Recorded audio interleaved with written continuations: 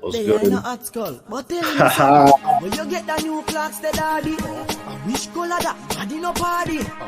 You alone have the style, the daddy. The king to England, have to love off yardy. When you get the Free World Boss.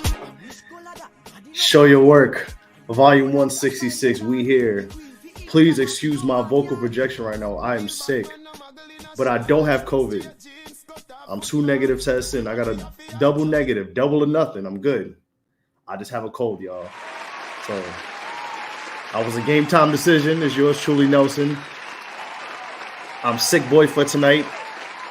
I was a game time decision, but I am active. I'm ready to go. You know what I mean? Thank you. Y'all are far too kind. Shout out to everybody in the chat. Shout out to the comments. But welcome to Show Your Work. Volume 166 is yours truly. Tell me something. Nah, mean. Huh? More fire. Feel me? Shout out to Vybz Kartel. Look, you know what I mean? Look. He here. Yes, sir.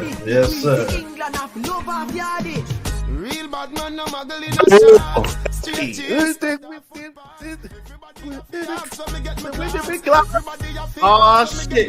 This summer, oh man, women's getting pregnant, niggas is getting shot. That's crazy. If you listen to this podcast, put your hand on the fucking time puncher at your job and punch out that motherfucker. Your weekend starts now. Play that shit. Play that Worlll Boss. Gaza Missy. Can't stop the real. Come on, man. They ain't not hot skull, but tell me something. When you get the new Come on, man. Come on, man. After me said, you know what I mean?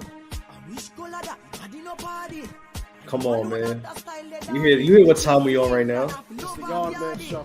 Real bad man, no muggle in a shot. Straight jeans, cut off foot pants. Everybody have to ask, so me get the clocks. Hey, bro. Yeah. Shout to Vybz Kartel. Hey, that song was doing numbers when I was outside. Oh man. You know what I mean? Listen, God has shined on us. Nah, man. God Listen, man. Nah. Come on, man. Hey, run that shit back again. Listen, bro. God has smiled on us. This made my day. I almost didn't come on this pod until I seen Vybz Kartel was free. Listen. You know what I mean? Tear down my fucking eye. Listen, bro. If you at the nearest, if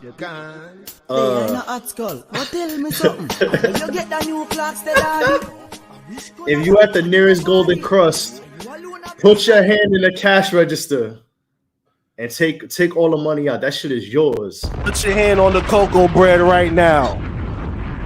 You see around a big Nazi goddamn.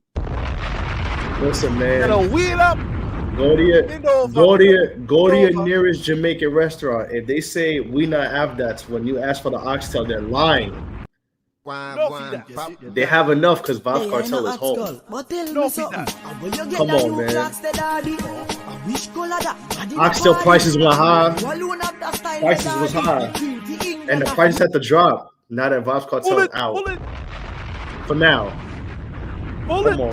Come on, man. They ain't no hot skull, but tell me something. When you get the new clocks, it's going down. First of all, the Worlll Boss. Second, the Wave. When Max B come home, it's gonna be Hey, Max B. And Max B come home now. And Max B come home. We're not doing. And Max B come home. We're not doing no topics that day. I'm crying live on the podcast. Shit gonna be like the telethon. 2 hours straight. A wave telethon. Like BTS. Just a bitch ass track. Wave Gaza. Wave Gaza. Try to tell these niggas now.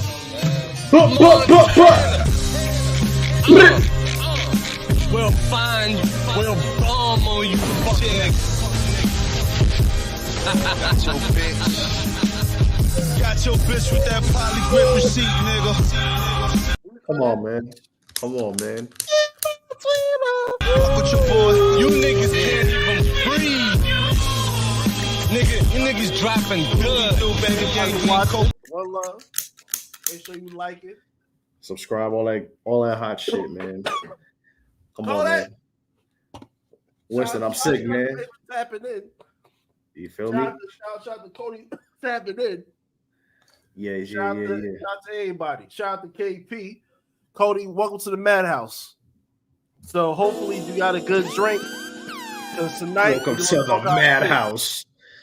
Tonight, talking our shit. Get ready to laugh. Nah, get ready to have a good time. Bro, I'm about to play back Ben's Punani like 80 times during the post game. And thank you guys for tapping in with us live. You know, and because we know that you guys are tapping in with us, just like we tap in with y'all. For sure. Excellent show on Thursday. First of all, I want to say this for Black Announce Table. Shout out to Black Announce Table for making the move to Thursdays, because I'm pretty sure y'all first day listens have gone up. Because Friday is a hectic day, but the Thursday is a great day. Salute to y'all. I just want to just give y'all those props. You know what I mean? Keep doing what y'all doing. Nah, for sure. Yeah, Nelson, what's the deal? We be back. Yo, bruh, I don't know how I'm here right now. It's the power of the gospel. You hear how I sound? You know what I mean? The power of the Black Panther. You hear how I sound? Like my vocal The power of the Puerto Rican Panther has been stripped. I thought the first day was the vid. I ain't gonna lie, but I had a double negative, and I've been comparing it to how I felt by day 2, day 3. This day 2.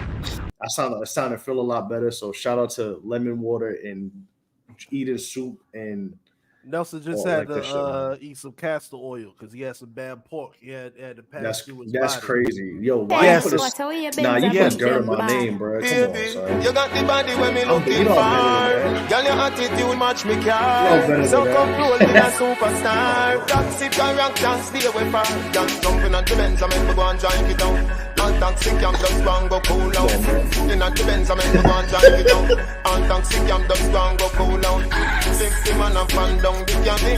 So tell them once you no run no taxi. If you make 51, me no want it. Hey man, nah, I'm good, man. I thought I was gonna be out for the count, but big unions. Shout out to AJ in the building.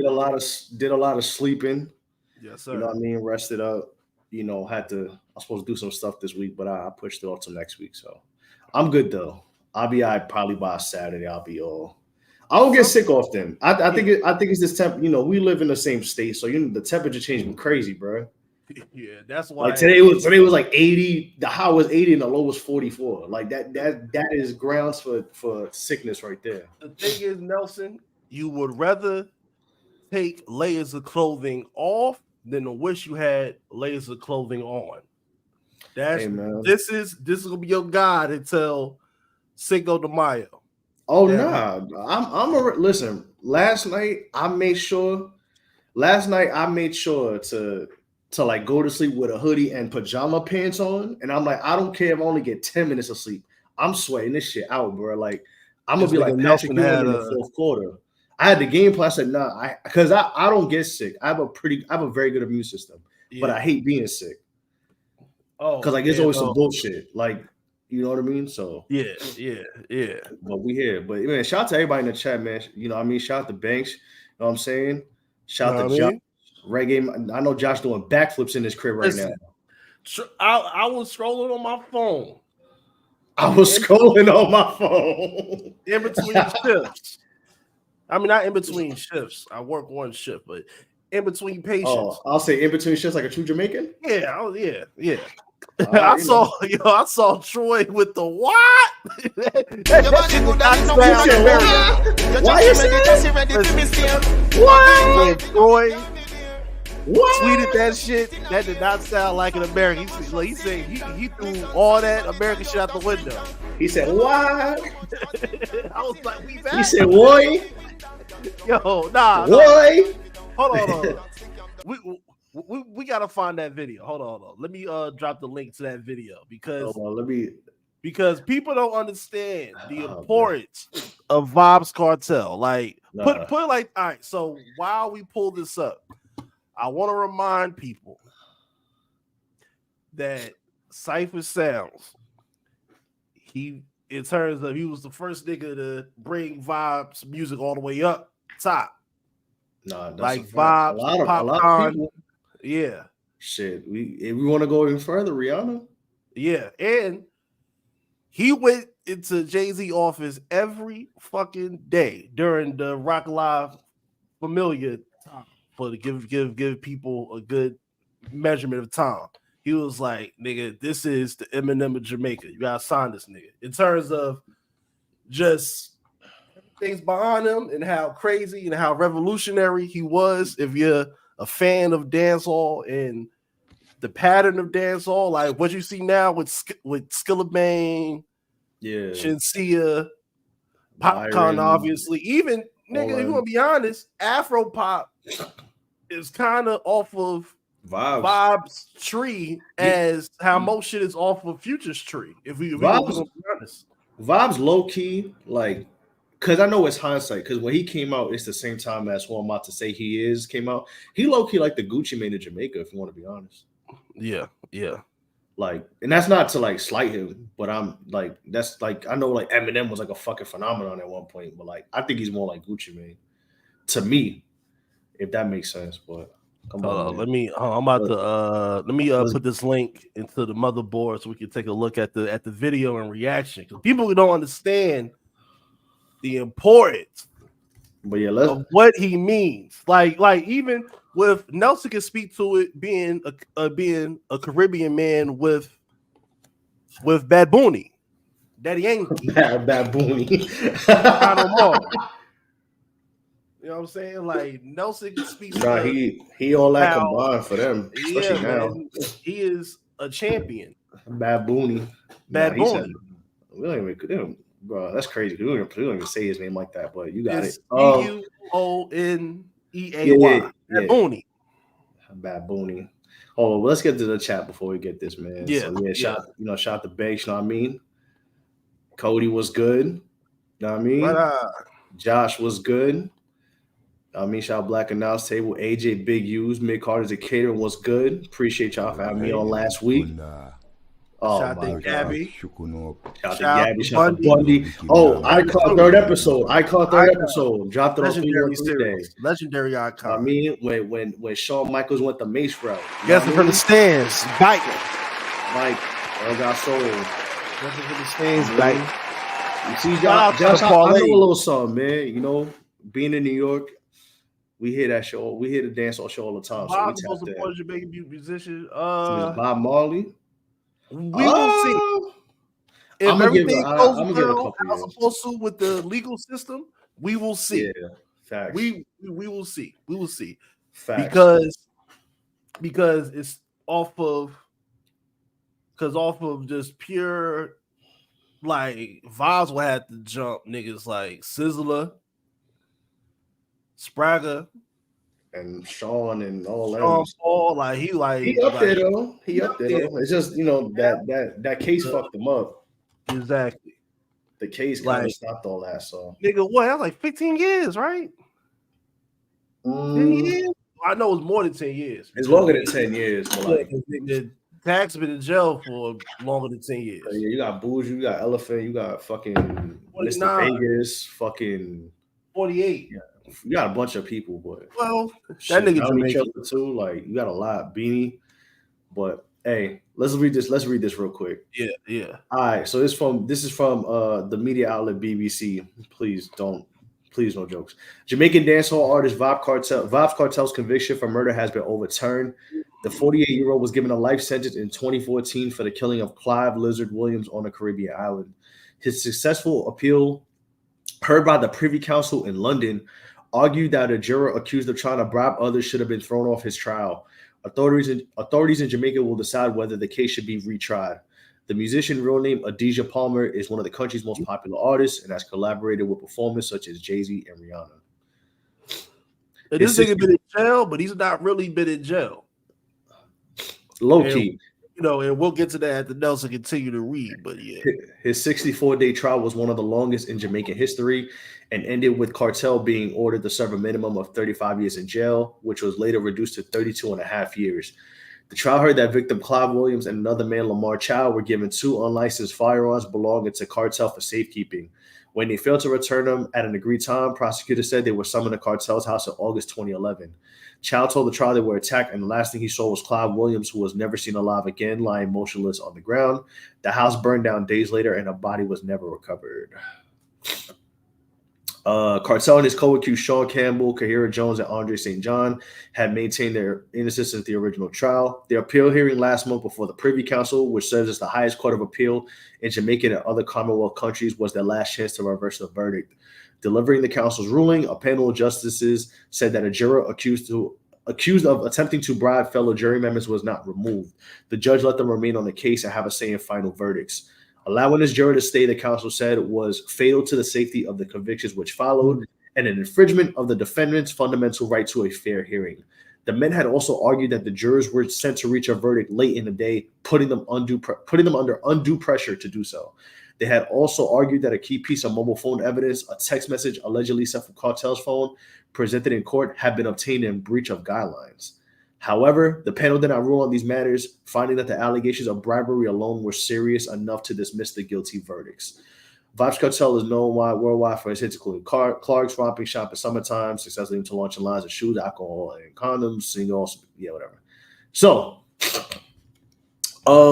shout out to my guy Van, Black Variant in the building. Yeah. I mean, Worlll boss. You know how it go. Van about to be going crazy. Van about to have his first child after this summer. Nah, you seen this shit? No, going crazy in the Gaza. Yeah, nigga, that was me. That was me. I was fucking going crazy in the nursing home.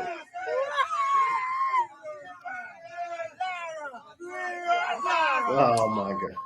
Yeah, niggas giving high fives, holding hands. Niggas, Jamaican niggas don't hold hands. Oh, popped him in his face. Look, come on, dog. Niggas ain't never been this happy. Yeah. Uh-oh. She can't take my money. Me no in a no long talking. Yeah. You about to play the remix? They gonna free him. He go free. Look, she got the wig. My mother said it was a dream. Look, she got the wig under the hoodie. She said it was a dream. My mama said it was a dream. Not me, my mother. My mother. She got the light mustache too. Now that's the real woman right there. That's a real woman. That's a real Caribbean woman. He was a good man.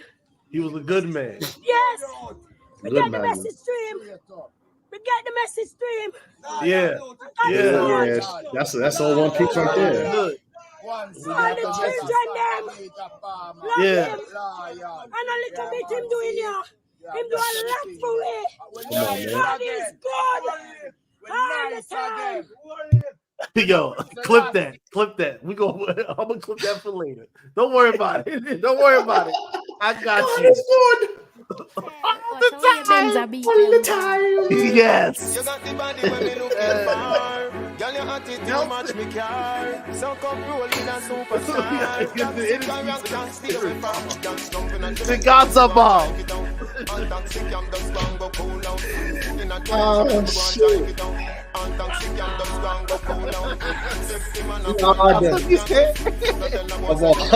on. What? You squash? Oh man. You know what's funny about this? I actually shout out to Josh in here.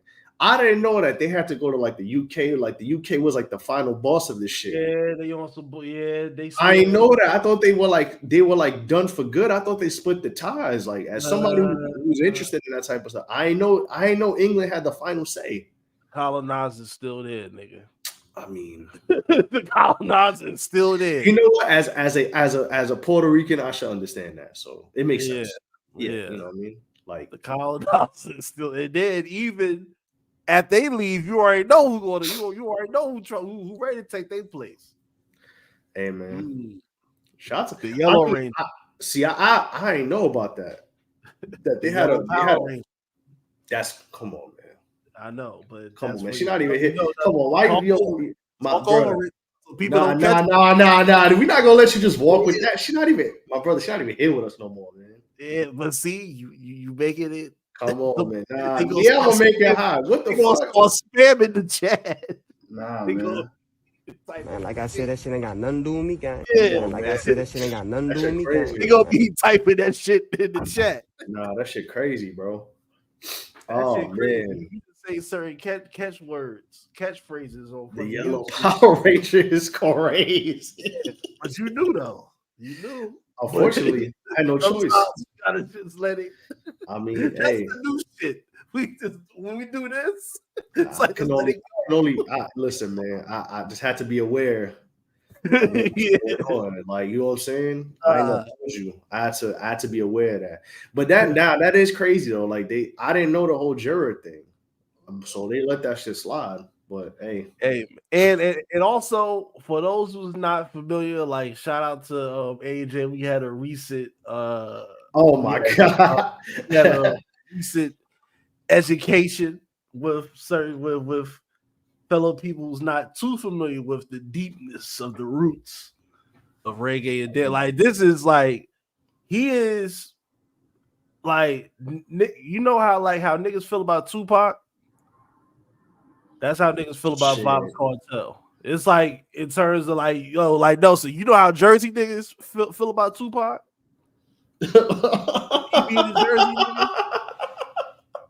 Hey, I'm not gonna hold you. If you that's like, mad funny because you're not lying. Yeah, like if you really want to ask my opinion about Tupac and Biggie, you don't want to know my opinion on that.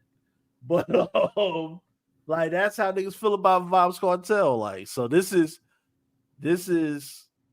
dope. And like off top, so many of the top artists is gonna embrace him. And then it's not even artists is necessary. It don't even gotta be hip-hop because you got that Tyler girl. She out in South Africa. You know him and Burna Boy, him and Wizkid. And then you know his album, he still got shit out. I mean, we know, like that's what we was gonna go. Vybz is on some Pablo shit. He in jail, but he ain't in jail. That nigga come out with new music on Spotify every 2 weeks, talking about new shit. For sure. Shit. I'm like, that's a fact. And also, like, aside from the history lesson we had on Discord, like, shout out to Josh and Troy, like, they be talking about Vybz all the time on Reggae Boys. So you get a nice little, you know what I'm saying, a nice little education on a dance hall and the reggae scene too. So, but hey man, hold on, let's see what the comments said too. Yeah, man. What's your top 5 cartel tracks? You got 5, Winston? I can run 5 off real quick. Man, shit. Also rhythm, so I don't even know the fucking names and shit. But I know Clark's. I know the shit with him and Spice. Conjugal Visit. Yo, that video was crazy, bro.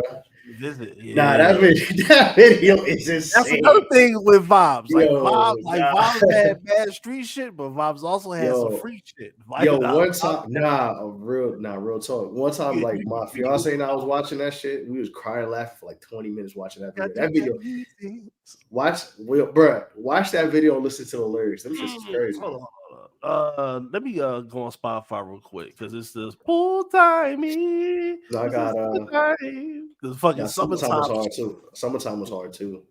For me, it'd probably be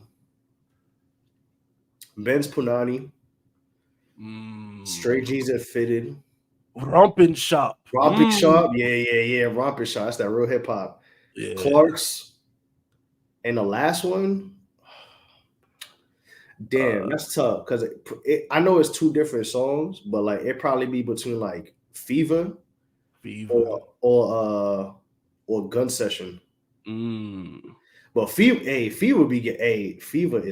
listen, man. Fever's asleep. I thought you was about to take a wild turn. I thought you were about to say in the playlist you had It Bends Like Banana. Oh, It Bends Like Bends Like Banana, good song, but I prefer like Fever or that's hashtag playlist music. Conjugal Visit is too on the low. Yeah. Conjugal Visit. That's some shit when it's a nice day outside and you ride, you got the car wash, you got your girl, you're like, yeah. She got on the shorts, like, yeah, we about to go to the house now. Vybz got a little bit of everything though. So man. But man, man, we'll see what happens with Popcorn. Oh my god, I don't want to hit it. Nah, yes you do. Hold on. No. I'm gonna say this. You know, Jamaican drink. Wait.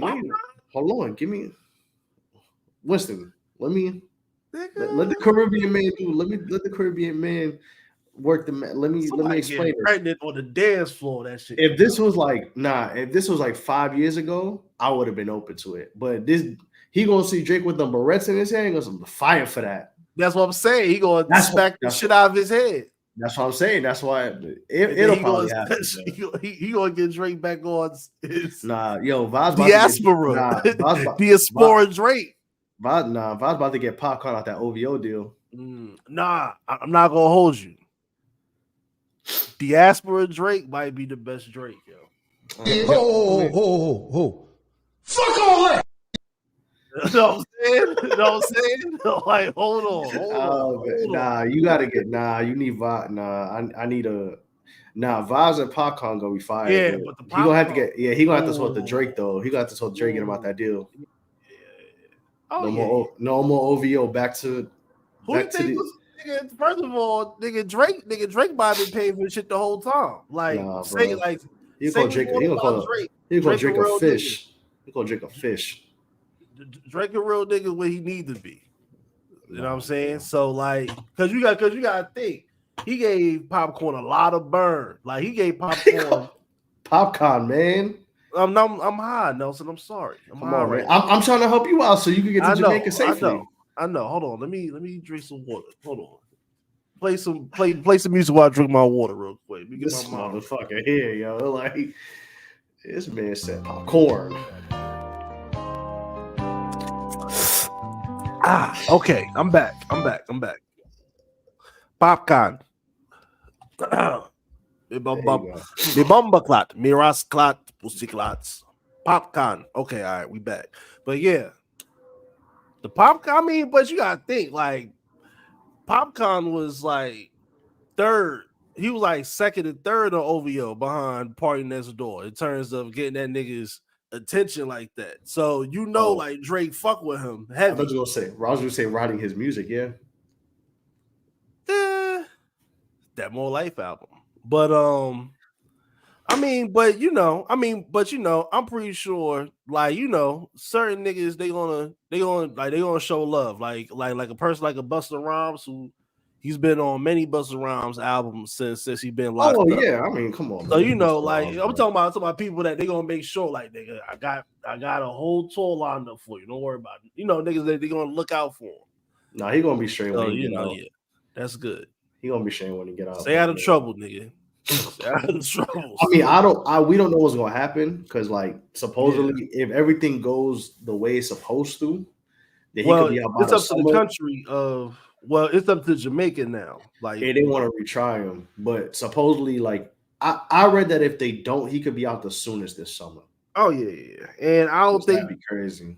And I don't think if the UK gonna do that, then as the politicians, like, nah, I'm not trying to deal with them problems. If they say he free, then he free. Fuck it. Like, because they was letting this nigga run around anyway. He was also Pablo shit. He was in jail, but he wasn't in jail. Listen, it won't be the first time or last time that a Jamaican politician has been involved with somebody either getting in or out of jail. You know what I'm saying? You know what I mean? Because we could go back to the shower posse, but we let's not open that deep, dark criminal link. We'll leave that alone. Yeah. If you know about it, cool. If you don't, just Google the shower posse. And how that was that turned into a whole political argument. So, shout to Vybz though, man. I mean, you know, this is a nice step. This is a step in the direction for him to get out. If he does get out, cool. You know what I mean? And that'd be fire. But listen, man. Shout out to Vybz, man. Shout out to the world boss. World boss. You know what I mean? Let's get to the comments before we get to the next segment. So, Rich man said Cableton talk. Let's go. Sorry. Miss Independent, yeah. That's why I call it. I call it all types of sea animals. The Jamaican Miss Independent. Chloe was good. And shout out to everybody in the chat, man. Tell a friend to tell a friend, share, subscribe, like, be sure to follow, all that good stuff. But speaking of it's not even speaking about Vybz Kartel. Speaking of somebody who should be in jail, Shaun King. What do you mean, brother? Hold on, brother. I thought it was Ramadan, brother. What now? Nah, man, he lying. The name of Allah. The name of Allah. You got it. More like in the name of I lie. Not Allah. I lie. I lie? Yeah. Come on. With an H at the end. At the end. It's ILIE. Yeah. Come on, man. Look at this shit, man. So, well, tell us what happened, Nelson. I guess so. This came across my timeline because the For You section can be very treacherous. But yeah, so Shaun King has converted to being a Muslim. Now, I think this is all bullshit. That's my personal opinion. This is nothing against my Muslim brothers and sisters. Also, salute to y'all for Ramadan. More life, blessings, all that. Best of health and everything, man. Hope y'all get through it. On this journey. You feel me? And that's in all sincerity. But this Shaun King shit is crazy. So Shaun King has decided to make the transition to the religion of Islam and being a Muslim. He took a shot. As of March 11th, was a couple days ago, but yes. So he has converted. And of course, in typical Shaun King fashion, is going on an iftar tour. Yes. And what is the iftar tour, Nelson? I do not know what that is, but he is going to places for them to have dinner for Ramadan. And he is having special guests for some of these tours. Ironically enough, one of those dates includes one rapper from Seattle by the name of Macklemore. Look at this, bro. Like, scroll up to the caption real quick. His brethren. He is going on tour, Uncensored Iftar, with Shaun King and Khalid Beydoun. They will be in Montreal tomorrow for anybody who's in the Montreal area who wants to go. But general admission is $60 plus a $10 fee. Avery, y'all pull up. You gotta tell us. Avery gonna have on the kufi with a fedora brim. on his kufi. Not the Kufi Dora. Yeah, the kufi Dora. Kufi Dora. Yeah. Yeah, man. Shout to Ahmad. Shout to Ahmad, man. Ahmad is a funny dude, bro. While I put this beat on, free use. Said Shaun King converted to Islam. We must bless him with new Muslim nicknames, and he said Rashid Wallets. I called him Osama bin Robin. Free usage. Just Blaze. Fuck with us. We played PlayStation 2. Free usage. Malcolm X. Shout out to Just Blaze. It's I'll text my mom to talk to him. We have never seen any. Look at this, bro. Hope during times of genocide. He got Macklemore on the tour. And the Khalid. This is crazy. You know, hey, listen, what? This is wild, bro. This Shaun King is like Muhammad Hassan, bro. This is dangerous. But you know, this is in the name of in the name of who? I'm gonna be contrarian this episode. Why? With Shaun King, you know, he does bring a sense of awareness outside of people calling him a cracker. He's a con. He be stealing money. But what is the hard evidence of him stealing money? I'm all with it. But yeah. Bro, are you for real right now? You really about to ask me what's the proof of this? For the sake of argument, yes. Black Lives Matter. What the fuck are you talking about? Yeah. Black Lives Matter. Yeah, for his pockets. Let's get this. Come on, son. Yeah. You see, like come on, man. You think I'm gonna say without no facts on it? Come on. Right. Yeah.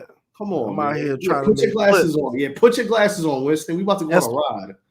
SYWNET on TikTok. Make sure you follow us. You think I'm a lot? You think I'm gonna put this on our podcast without any factual evidence? Yeah, bro? give us the facts, brother. Come on, man. What are we talking about, man? Yeah, teach these devils. Let's go. Come on, man. I'm ready to talk about this, man. And one for all. Fuck out of here, man. You talking about all for one? Look at this, bro. Look at this. Look at this. Hot Meals during Ramadan in Gaza with Shaun King, bro. He bringing the money to Gaza with Mills. Where is it going to? It's going to the Gaza. Where is it going to? Apparently, how is he going to get to the Gaza? On the plane. What plane? The plane he going. What plane? A Boeing? A Boeing? So he could crash, he could keep the money? Hey, you never know. He going to Jamaica. The Gaza he might go to is fucking Jamaica with Vybz. The diamond ring. When people are fasting during Ramadan, he talking about get people hot meals, man. Come on. Yeah, man. But there might be homeless people or people that can't have. Winston, you're not gonna win this. You're not gonna win this, bro. I don't want to win.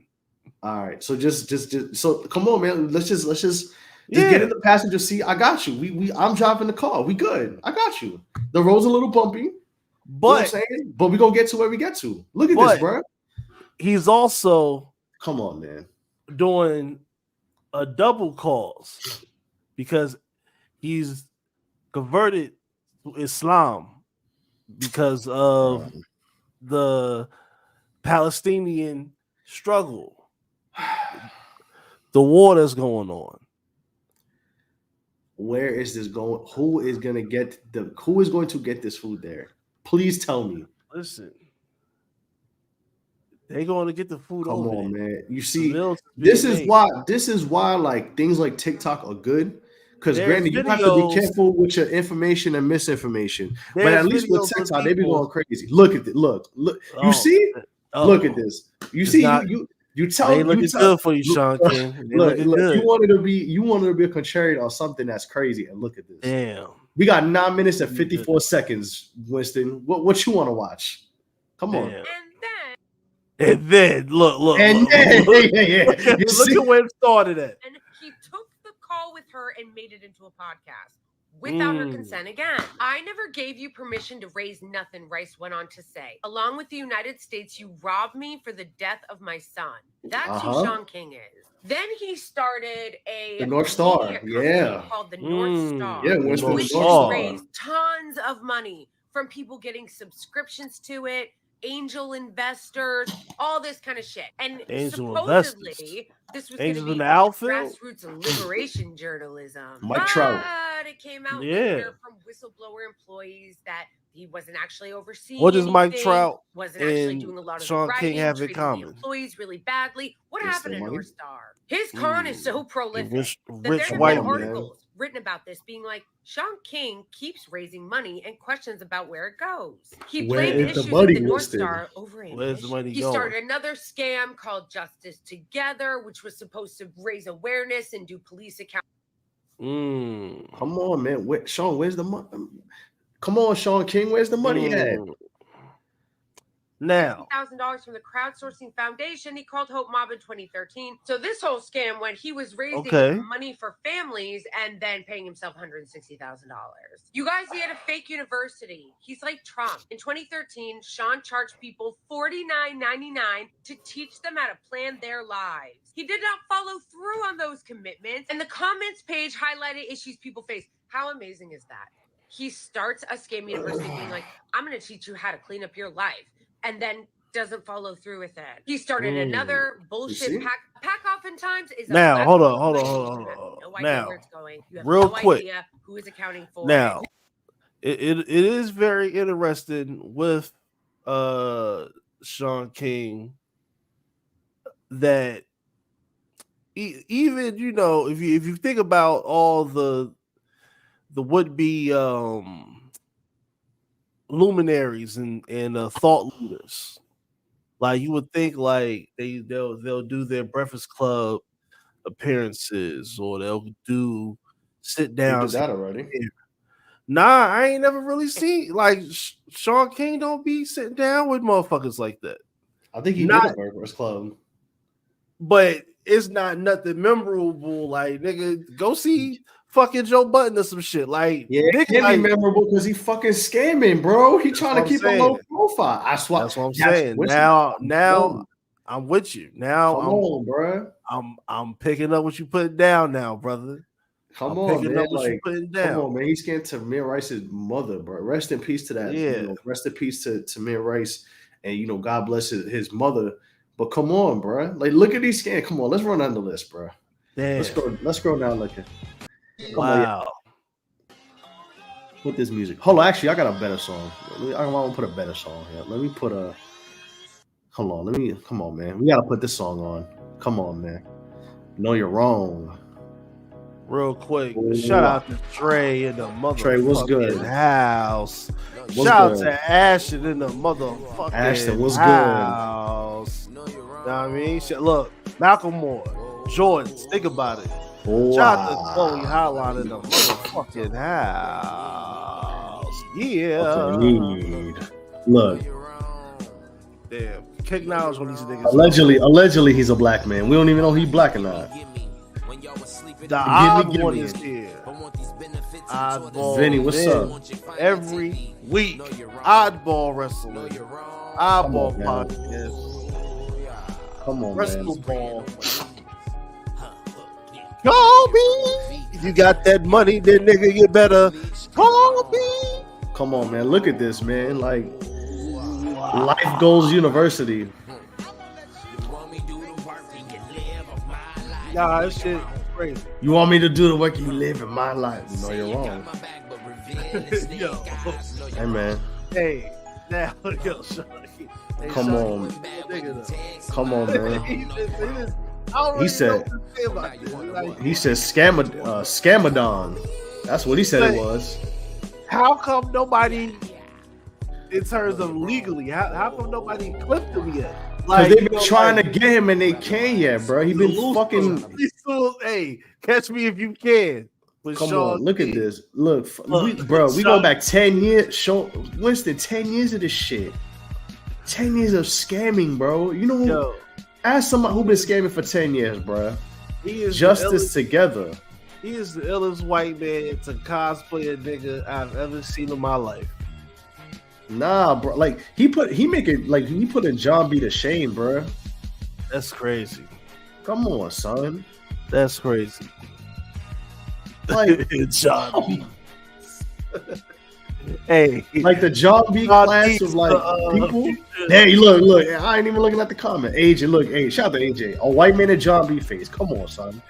John B is the white people as Future. Like he like, bro, he make Drake look like fucking Tony Hawk. That's how bad Shaun King is, bro. He made Drake look like Tony Hawk. They save him. King Soul. Oh man. Not King Soul King. Come on, man. The John B family tree, huh? They don't know. Well, hey man. Hey. Niggas better figure it out. Look at this. Like, bro, 5 years later. Niggas better figure it out. Look, 5 years later, they said, hey, put the statements up. And he couldn't even do that. Shit crazy. What are we doing here, man? But he said he raised millions, but it was other people who did it. Yeah, that's crazy. That's crazy. Yeah. Oh, but yo, I seen some ill news today as well on some whole other type shit, on some television shit. I'm telling you, man. Hold on. Listen, Shaun King, bro, like Osama bin Laden, Talcum X. They got him. Whatever else they call you, man. Figure it out, nigga. Yo, you need your ass beat. Also, to the people who try to defend him because, like, oh, he's part of the religion. Like, yo, y'all really gotta be. Y'all are extremely misinformed, and y'all really need to get your shit together because he about to steal y'all. He about to steal y'all money. He gang now. Nah, man, he about to rob from, and that's sad because he about to steal all their money. But you know, y'all let him get away with this, man. Y'all let him get away with this, and that's a sad thing. What is that, brother? What's that? Come on, man. That's crazy. What's that, brother? But on some whole other type of shit, it's some TV news, man. What happened, man? What happened in the world of television? Hey, man, the big rich town is getting smaller. Because Power Book 2 is being canceled by Stars. Damn. But I think, 4 days ago, or a week ago, basically, 50 announced that he is doing the Power Origins, which is the young Ghost Tommy Angela story. But you tapped into Power just a little bit, but you ain't watched the whole shit. I ain't that tapped into it. I ain't gonna lie. Like, I know about certain stuff, but like, yeah, y'all are more tapped into it than me. I just know it's the PCU, the Power Cinematic Universe. Yeah, over there, so. Yeah. Shout out to Youngin. Youngin is heavy. Shout to Rome, who'll be in the Discord. The Big Rich Universe. And Henny. That be tapped into the Discord TV chat. But I think it's a mixture of right now, like one spinoff that is super successful, like in terms of good acclaim, how it's shot and how it's put together. That Kanan, man. Like Kanan is as good as OG Power. I know that. But the second thing is, which is leading to the greater conversation just about with TV, and a lot of these shows are getting cut off before they get to the 5th season. Like unless it's wildly successful. Because they don't want to pay nobody. That's why. Yeah.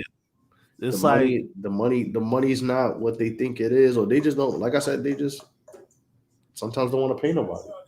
You feel me? So that's just the shit it be on. And also, these niggas was wearing Lululemon and Amiri and shit. This nigga had Mary J. Blige dripped and dipped Gucci and shit. I know that shit was expensive. Every episode. Nigga Beckham had a fresh hairline. Might have been her own shit for all we know. She might have got that from Misa. And 50 was paying her. Shout out to Misa Hilton, by the way. Yeah. Like, cause even with the whole when Taraji was running around, 50 was like, damn girl, if I knew they was half-ass, I knew they was half-ass paying you like that, I would have fucking stole you from them niggas. He said that he said that Stars was giving Mary J damn near what Angela Bassett is getting per episode. And Angela Bassett is like I don't know if she's the highest woman, but she's definitely the highest black woman in history. She's making like damn near like a half a. Nah, she ain't the highest because Shorty from Friends niggas was getting like $1 million something episode. But Angela Bassett got like close to like a $500,000 episode for doing 911. Nah, for sure. So, but yeah, like that whole TV shit is because even if you look at shows like Game of Thrones. Is wildly successful, like, you know what I'm saying? Or if you look at a regular cable show like a Walking Dead, it was successful, but they dragged it all the way out, like they fucking bled it dry. I mean, but that's been the case with TV shows in general, because like a lot of shows are going barely going past 2 seasons, 3 seasons, like, and then you got like Power barely even 5, so. Yeah, it's been very strange the way things are, because like even with a lot of HBO shows, like we talked about a couple weeks ago, all them shits is getting canceled after 2-3 seasons. Yeah. Like even even with like Shogun, which I need to start watching, but like Shogun's only going to do 1 season, but with their reasoning was more so because they didn't want to like overdo it. Yeah, sorry, They wanted to just keep it like as authentic as possible. And they're like, oh well, if you want to watch more seasons of this shit, like go try to find an old one, and that one had like more TV. But it's not surprising. It's honestly not surprising. But now the way they did it was messed up, because I was reading a lot of people find out like through like it's all like some sports shit, like like when athletes get traded, like they find out like on Twitter before they even get the call, like it was finding out on Instagram, like on some world shames type of thing. They were finding out on Instagram, on Twitter. Like one lady who I guess was one of the writers was saying like when they were talking, like I guess they had a meeting last week or something, and they were smiling, saying, "Oh, everything is all good," and then less than a week later, they found out, oh yeah, it's clipped. So it's a nasty time, man. But also, like, I just think with some of these shows, they expected to get like TV numbers, and it's like, nah, it's streaming now. Like things are it's streaming. The parameters should not be as high as people expect it to be. So, but unfortunately, that's the way Hollywood has been, and just TV and film in general, and it's been like that since the pandemic too. So I just think, in a weird way, like some people are still feeling the effects of that. Now, let me ask you this question, because let's say push come to shove. Shout the Ron. And he's absolutely right. Yes. And let's say push come to shove. Mm-hmm. Stars is trying to do a pivot because they're trying to wed shows. You know how certain networks like Shonda Rhimes at ABC, like how the network put their shows next to the big shit to get that runoff. Mm-hmm. Maybe due to so many people purchasing the Stars app versus buying Stars on their TV service and just watching watching Power and cutting it off, doing shit like that. Maybe that part is causing them to possibly think about a network pivot to try find a different thing, maybe. So if that happens, where do you think 50 would like? Where do you think 50 should go? Because 50 is great with television, man. I gotta give it. Hey, 50 is as good with TV as he is with music, bro. I gotta give it to him. It depends who wants to give him the money. Yeah. And also, what you get with 50 is going to be good, but he doesn't do censored shit. Like, you know what I'm saying? Like, like 50 knows that his audience want to see, like, because I've read and listened to his audio books You was like, nah, they want to see the wild shit. So I can only be somewhere where they doing the wild shit at. Yeah, I mean, he could, because 50 could like fuck around and do like some Tubi shit, but like he probably won't. He probably would try to go to like Hulu or any other thing like that. So yeah. But, Hulu is mostly Disney, and Tubi is Fox Corporation.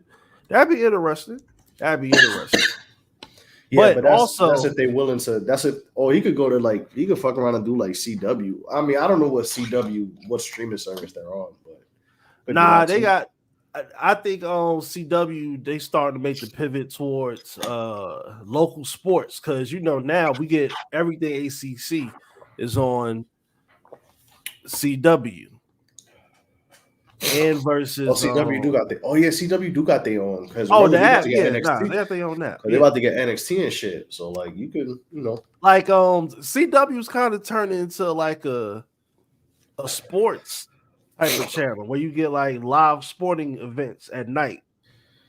Gotta think they got all the college shit. Even when I speak to Chloe and all the homies that live elsewhere, they be like, nah, CW getting all the college. CW is the local network, because they do in New York, they do the Mets games. So yeah.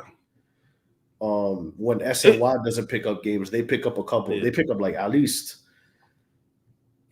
probably like 10.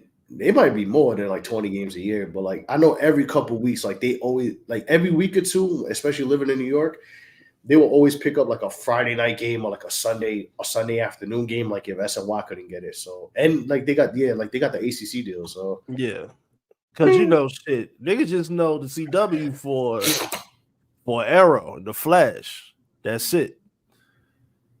And Vampire Diaries, if you're into that sort of drama, young adult romance drama. But it's a little tidbit about TV right now. No, for sure. But what's next, my brother? Speaking of them, did you watch the Oscars by any chance? Because I did not. I peeked out the winners.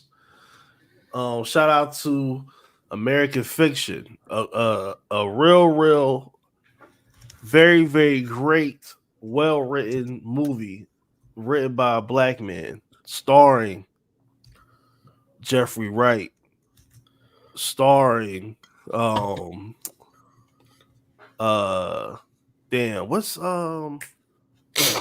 Tracy Ellis Ross, Sterling K. Brown, Maxine Shaw, attorney at law, Erica Alexander, she in the movie. And it's like it got Issa Rae. It's like a good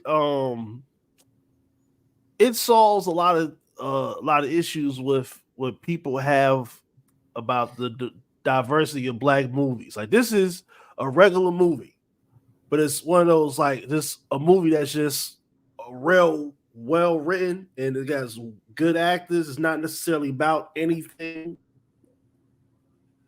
It does have a plot point and all that, but it's a lot of white movies that they get off with doing that shit.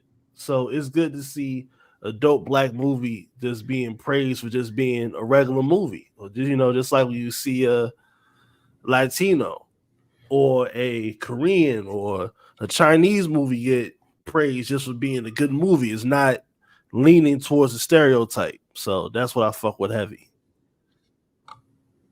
Yeah, I ain't excuse me. I ain't watch I ain't know nothing from what I saw. I was just like, okay, like this one, that one, cool. I did see the John Cena shit. Look, see, now we here, brother.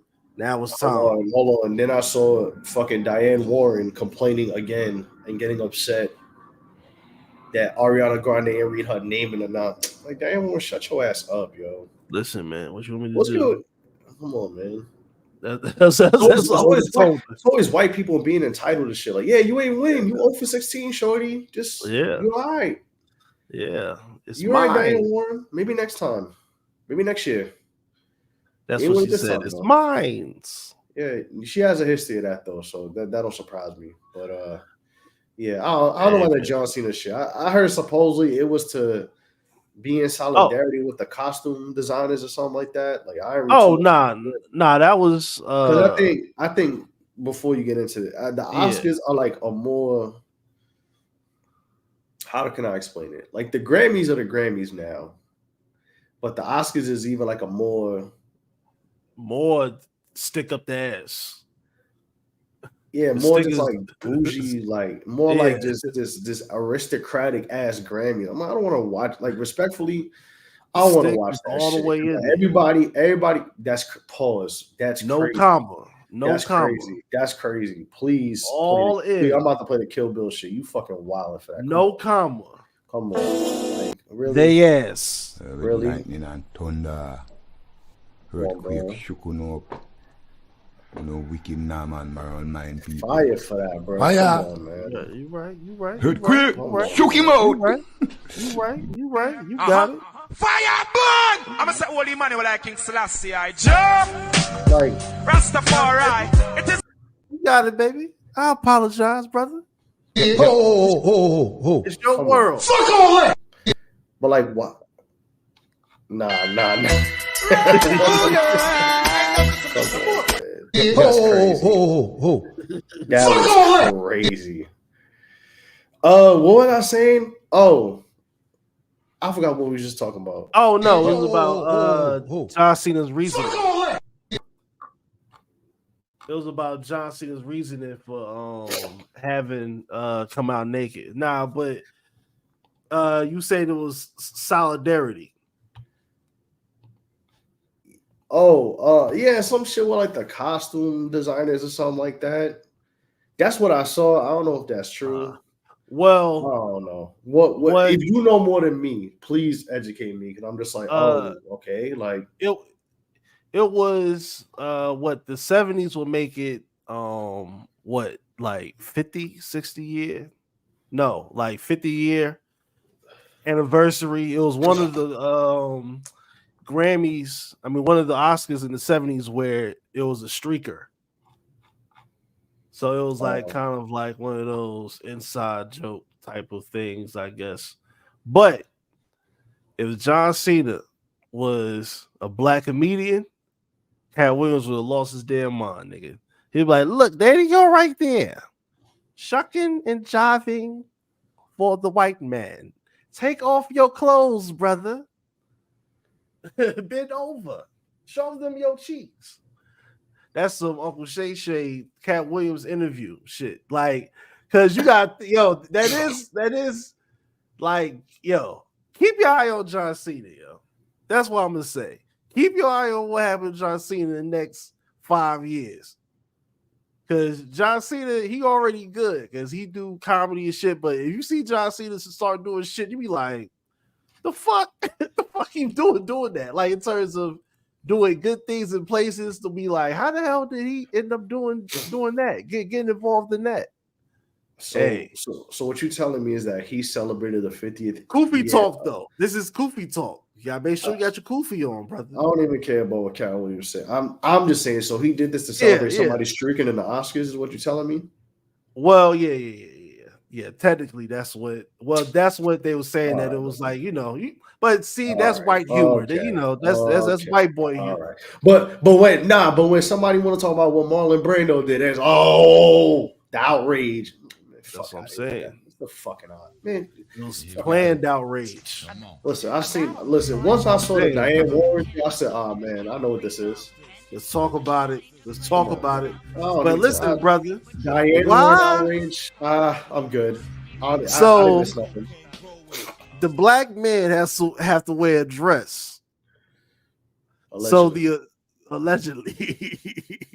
So the equivalent of the dress is get naked. For white people, that's what I'm saying. For white people, now I don't listen. We here now. We here for two things, right? Because of course we know with black people, Denzel had to be cooking before he took it, right? And Halle Berry had to get a back broke by Billy Bob Thornton for 20 minutes in a row and lost the ball to win something. We here, brother. But I'm gonna do this for somebody else though, and they're not black. So Robert Downey Jr. Let's talk about it. They said MCU was a cinema. Let's talk about it. But he had to do Oppenheimer and do a war crime movie, another war crime movie. Because Iron Man, low key, there be some war crimes in Iron Man. If we really want to talk about it, hold on. Let me just hold on. So he had to be Iron Man, right? He did what he did. Ain't nothing, not even a mention about it, because MCU movies ain't cinema to the people, to the aristocrats. MCU is not cinema. But it's called the Marvel Cinematic Universe for a reason, right? Okay. You hear me? Peace. But then he had to have a role in a war criminal movie to win an Oscar.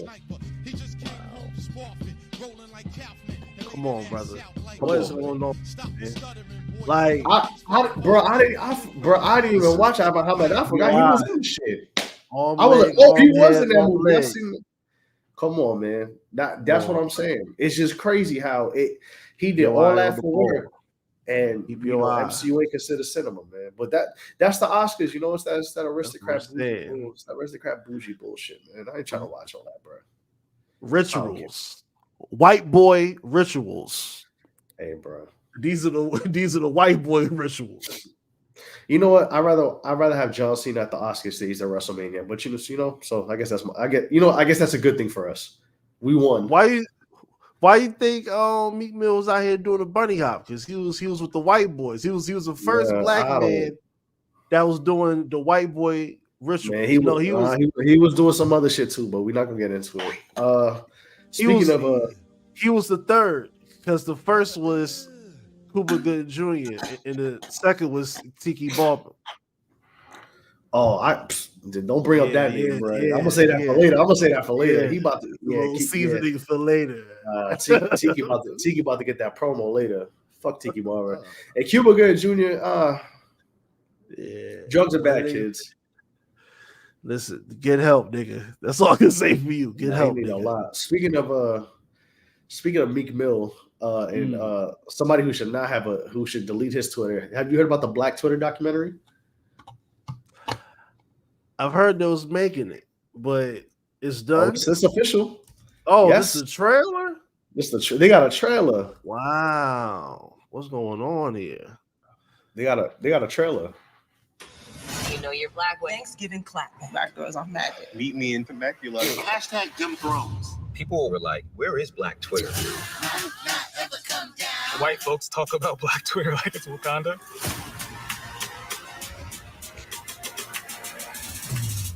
Wanna get down? Let's go. Alrighty then. Look, see already. Now look, now this is what you call great video production. How we're gonna slow it down. You some wild names. Van Lathan, Kid Fury. I don't know none of oh my god, yeah. Shut this off. Yeah, Lathan. Shut this off. Oh man. Listen. How do you spell Negro? K-N-E-E-G-R-O-W. Miller Lemieux and Brandon Jinx Jenkins. I don't really got a problem with Jinx. Jinx is cool. Everybody else though? Whew. This is now a documentary for niggas who think Chris Rock is hilarious. So can I, as a Puerto Rican man, can I speak on this? You got it, my brother. I bet. You got it. All right, so I'm gonna say this with the kindest way I could possibly say this. As somebody who was on Twitter during that time and followed a lot of people who were in that era, none of those people are on here. Granted, some of them are probably either not here with us no more or in jail or just decided to get off Twitter. But like, there's about 5 more trending topics that you could have done and sub some of those out, bro. Yes, Earl. Yes. So I could tell everybody. When I saw the producer of this show was from said show, and I'm not gonna name it because that show's a good show. I unfortunately still had a feeling like, fuck, this is gonna be corny. I mean, look at the comments. COINTELPRO. Yeah. Hold on. Everybody on that list made bad tweets. Ron, I know what you meant to say with the tell the corny people, but how you spelled it, hey. I love it. I love it. I love it. That was another scam. Coney 2012. Nah. But hey, if you add another Nelson. Man. Yeah, Ron. I like what you did there. You put the sazon on it. I like what you did there, brother. Oh man. Listen, man. Yeah, this shit is corny, bro. I'm sorry. Like, Mimi and Temecula was funny. Like, Thanksgiving clapback, I completely forgot about that trending topic. Yeah. And to be honest, Black, like, as somebody who was around Twitter during that time, like, Black Twitter was never a place. It never was. This is just going to be like some shit about niggas. We was informative. We gave the news first. We was there for people. Nah, man, he was not there for certain things, bro. Like, I don't consider like that wasn't really a Black Twitter thing. But that's just me. I don't want to be like, oh man, you Puerto Rican, you can't speak. Nah, like as somebody who was on Twitter during that time, like that was more of like a who was than like, oh, it was a place. Nigga, that is Negro Twitter, nigga. Friday night roll call is when I'm in need on Twitter. Like you had the remember the shit with the Navy from Yahoo, like that's a trending topic. The nigga Navy. The Temecula shit was a trending topic. Like that, the Temecula one, okay, but like the clapback, the Thanksgiving, that was something that they did that way too long, bro. Like that was just like, it was like, like why am I like, all right. Oh, you see, Ron, I'm not even looking at the comments, and that just like I just seen that gas on it. Come on, son. Like that shit was weird. That shit was corny, honestly. So like I see who's about to talk on there. I saw the list. Honestly, aside from Jinx, like everybody else, I want to hear that. Yeah, okay, like Amanda's. Why is Amanda Seals there? Listen, why is Amanda Seals there? She should be in jail. Nah, she should be in jail. Hold on. That's all I'm saying. Hold on. Go ahead, Winston. The floor is yours. Listen. The floor is yours. The floor is yours, brother. That was egregious. Now that was the most. You know how, me, Earl, most of us, but you know, there's a thing about Black people staying on code and standing on business when it comes to Black things and what it is, and not talking on no wild shit unless you got evidence that shit is real. She out here putting niggas' lives on the line with accusations, with wild accusations that niggas ready to be caught with bodies versus having those type of allegations put on their name.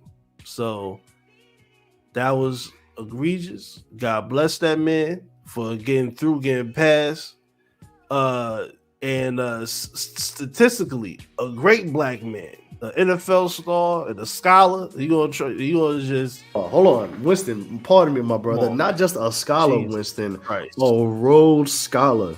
Fucking Rhodes Scholar. You know what a Rhodes Scholar is? That's like getting invited to Professor X's Muin Academy in real life. Don't give a lot of people that invitation.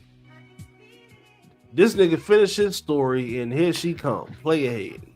Lying. Now, granted, I do say when it comes to that, that's a touchy subject because you should believe them. You should always believe women. But the facts and evidence were there. He stated it numerous times. He let his legal team state that.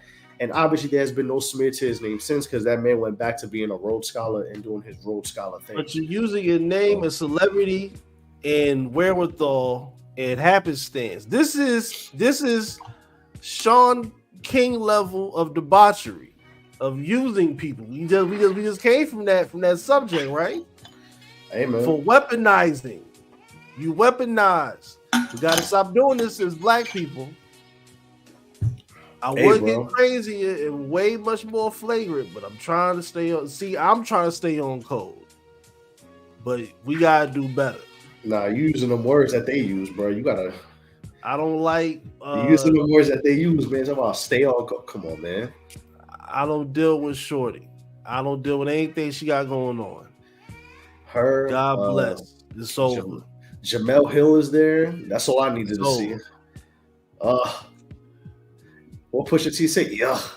The Bozo Patrol. The Bozo Patrol. Bozo Patrol. But yeah, I'm sorry, y'all.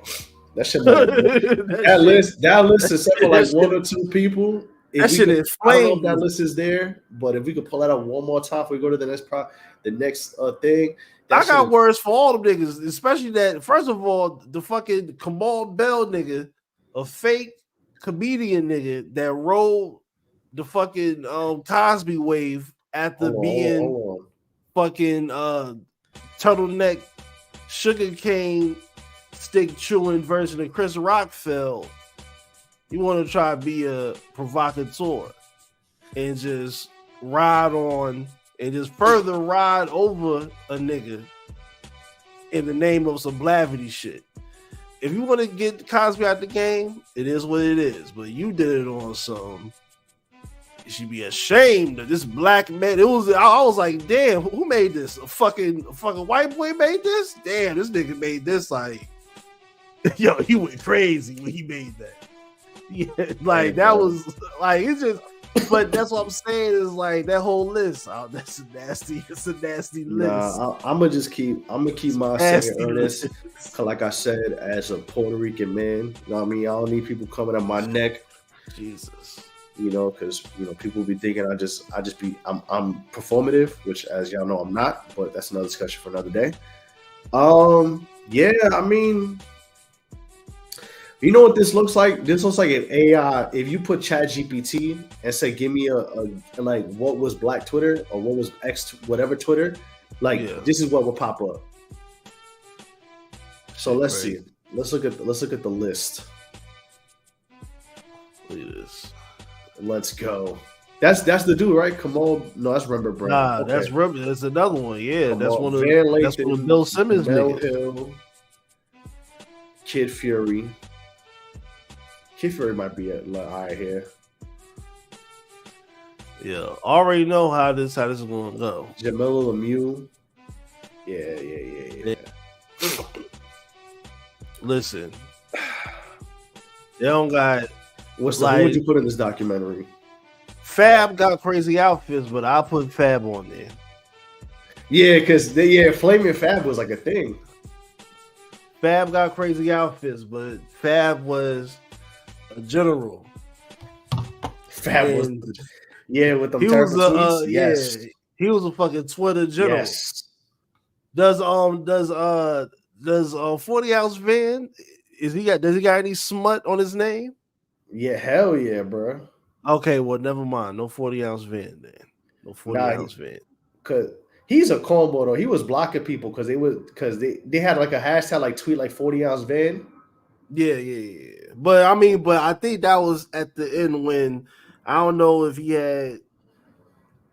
had smut on his name or not, but you know, I don't know, man. Like first, it just feel weird to do a black like this certain shit. Like to me, that list is the niggas that came up with the term the culture. Do it for the culture. That's why I don't like fucking saying that word. Because anytime I say that word, I hate when people say that, bro. Anytime I say the word culture, I just feel like a fucking Negro when I fucking say the word culture. Why would you say that, bro? I didn't want to say all that, but like when I feel like a Negro when the word culture come out of my fucking mouth. I feel like when I say that, I feel like, you know what I feel like? I can't say, I ain't gonna say I feel like that, but I feel like John Leguizamo when I say that. Yeah. You know what I'm saying? Like I feel like J-Lo when I say that. And I don't want to feel like neither of those people. I don't want to be invited to the cookout. I am the cookout. You feel me? I don't want to feel like John Leguizamo or Jennifer Lopez. Yeah, man. Was performative. Crazy. Like, nah, I don't want to feel like that. That's why I don't say. That's why I hate the word cult. I hate the word culture now. Like when it's like the culture, I hate that culture. Word. I hate when people say that because 9 out of 10 times, 90. It's not even 9 out of 10 times. Like it's like 98% of the time when somebody says do something for the culture, it's do it for yourself. Do it so you can get some. Do it for clout. Like you're not doing it for culture, bro. Like that's what I feel like. Like come on, son. Like I told y'all off air, like what it is, man. I feel like bro. Like I'm not get the fuck out of here with that shit, man. Like what money you get? Never mind. I ain't gonna get too into it. But that's what I feel like. I feel like we need more representation of. It's like when he said, we need more representation of Latino people.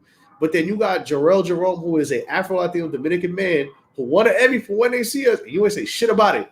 Not at all. But you gonna cry. Not at all. But you gonna cry because fucking Aria. Like, I'm trying to think who else, bro. Like, nobody talking about Ariana DeBose like that because she a fucking lesbian. But if she was a straight woman, y'all be going crazy over her. Come on, son. Like, y'all be over here talking about fucking caping for Lin-Manuel Miranda. Nobody want to hear that bullshit. That shit crazy. Come on, son. You hear them goofy ass fucking goofy ass like my nigga AJ on. I ain't gonna say it. Oh my god, my nigga AJ be listening to dance hall. He got that rebel in him, bruh. I want to go off so bad, but we are live, and I may save this for the post game. But all I'm gonna say is, man, it's all that culture shit is performative bullshit. That's all it is, bro. That for the culture. Like if J-Lo says for the culture, I'm like, you full of shit. That John Leguizamo, that shit John Leguizamo and J-Lo say. That shit like Lin-Manuel Miranda says it's for the culture. No, it's for you. You fucking liars. That's who it's for. So when anybody March, nigga. when anybody says for the culture, they're lying to you. Don't ever if somebody says for the culture, just leave the room. Yeah. I'm good. Yeah, thank you. Have a good night. Just and walk right out. Because I'm gonna leave the room like Viola Davis in that one gift. How to Get Away with Murder? Yeah, exactly. Like, just get your bag and leave. Get my shit. You know what I'm saying? You know what I mean? Hey, man. Cookout. Oh, man. Larry, that's what I have to say. I just said it in a much nicer way, man. But ashes to ashes, dust to dust. Fuck them niggas. What's next? Because we got real shit. Let's get to the shit. Let's see what else we got. Let's look at this week. This is a comedy podcast. This week, Show Your Work is a comedy podcast. Let's get to the sports shit, man. What you want to start with? Oh man, I'll let you choose. Let's start with old news. All right. Who do we? All right. Now, are we talking about one Draya and Michelle here? Yeah, and you got it. Go ahead. And set it off. I'll go back.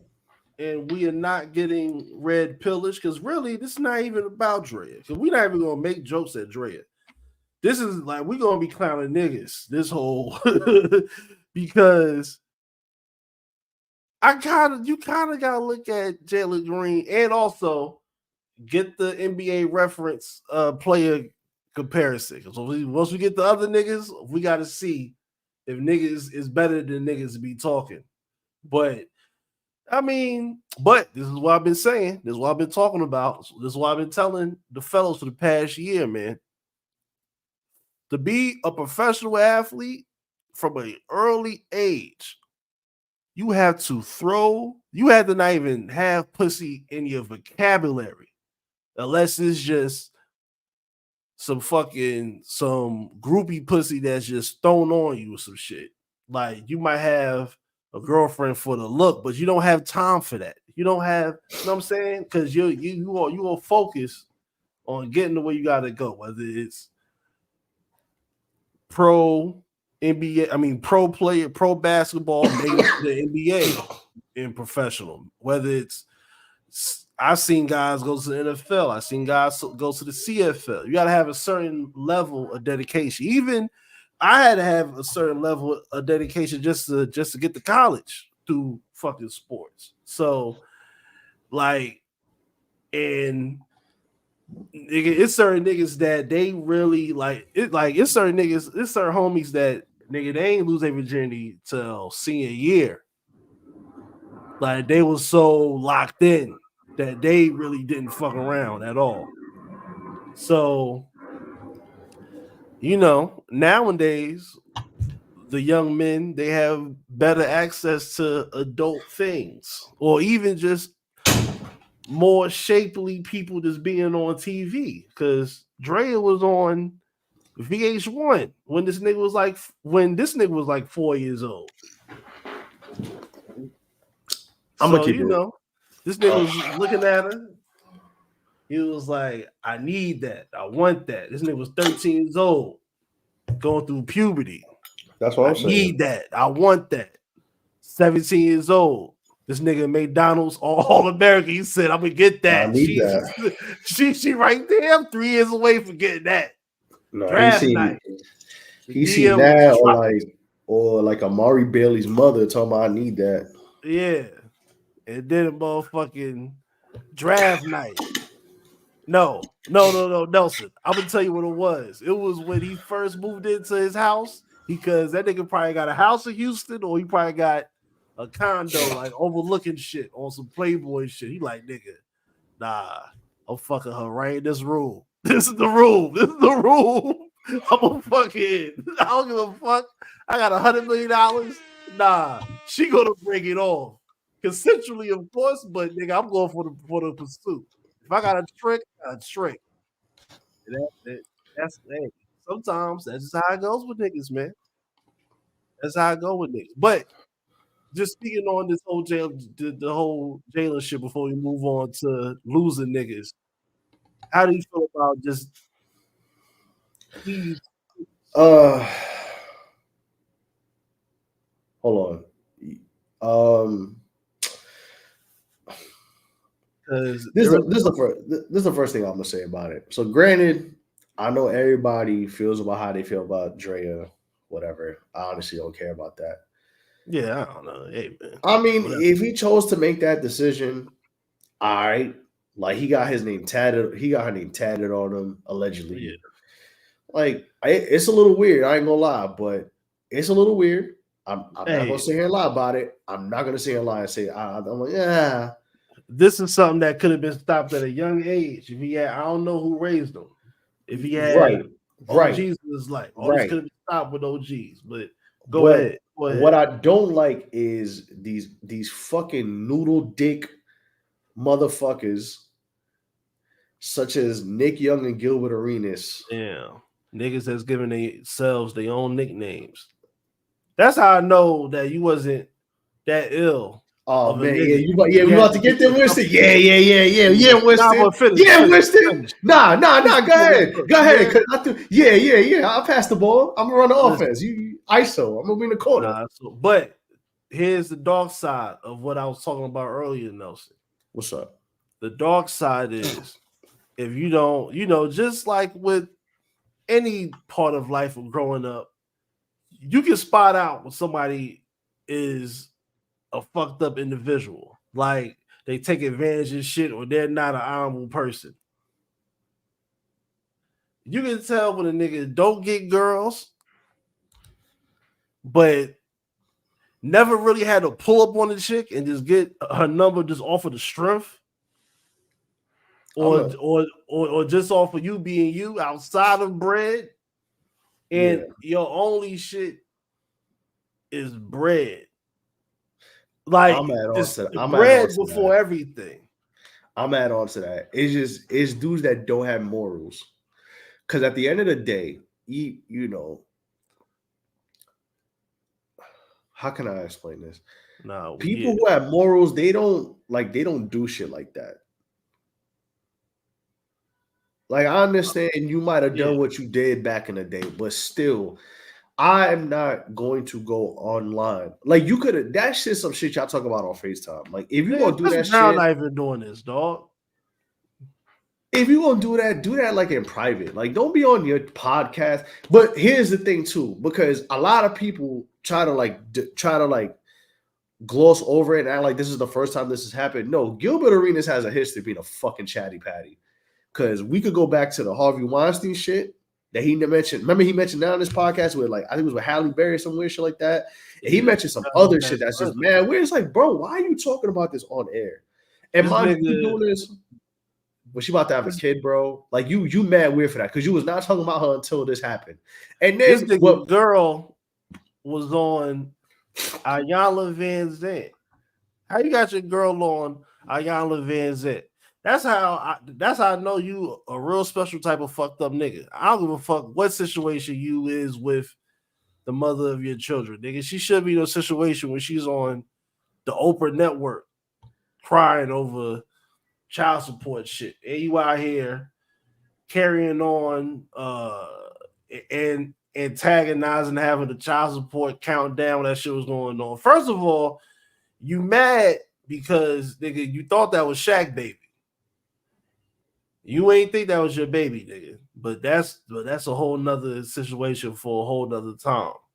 But that nigga corny for that. First of all, that nigga so corny, you wouldn't even think that she would even fuck with a nigga like him. So you already know that's just bread off the muscle. Number two, Nick Young. Nigga, you fucking ain't you known for being on the receiving end of this whole chatty patty type bro, like behavior on camera, on basketball wives shit. Yeah, that's what I'm saying. Like, both him and Nick Young be just also, that's some messy shit.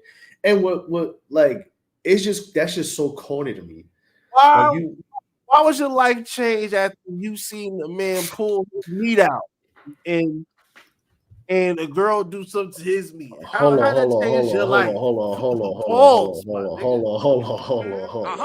Fire burn! I'm gonna say all the money when I keep Rastafari. It is that is making some look crazy. Nah, hold on. You know what's the perfect? Hold on, let me play the perfect beat for this. You can tell when niggas ain't never pulled no baddies just off of the strength. Come on, this the perfect beat. This talk game mean or whatever, or I'm handsome or whatever. Niggas don't know. Niggas just off of bread. Like nigga, you have no shame when you buy solicitation. You have no shame when you buy solicitation. That's how you come on, man. It's nasty. Nah, the whole world. The crazy thing about that is what you just said. Like, bro, how are you on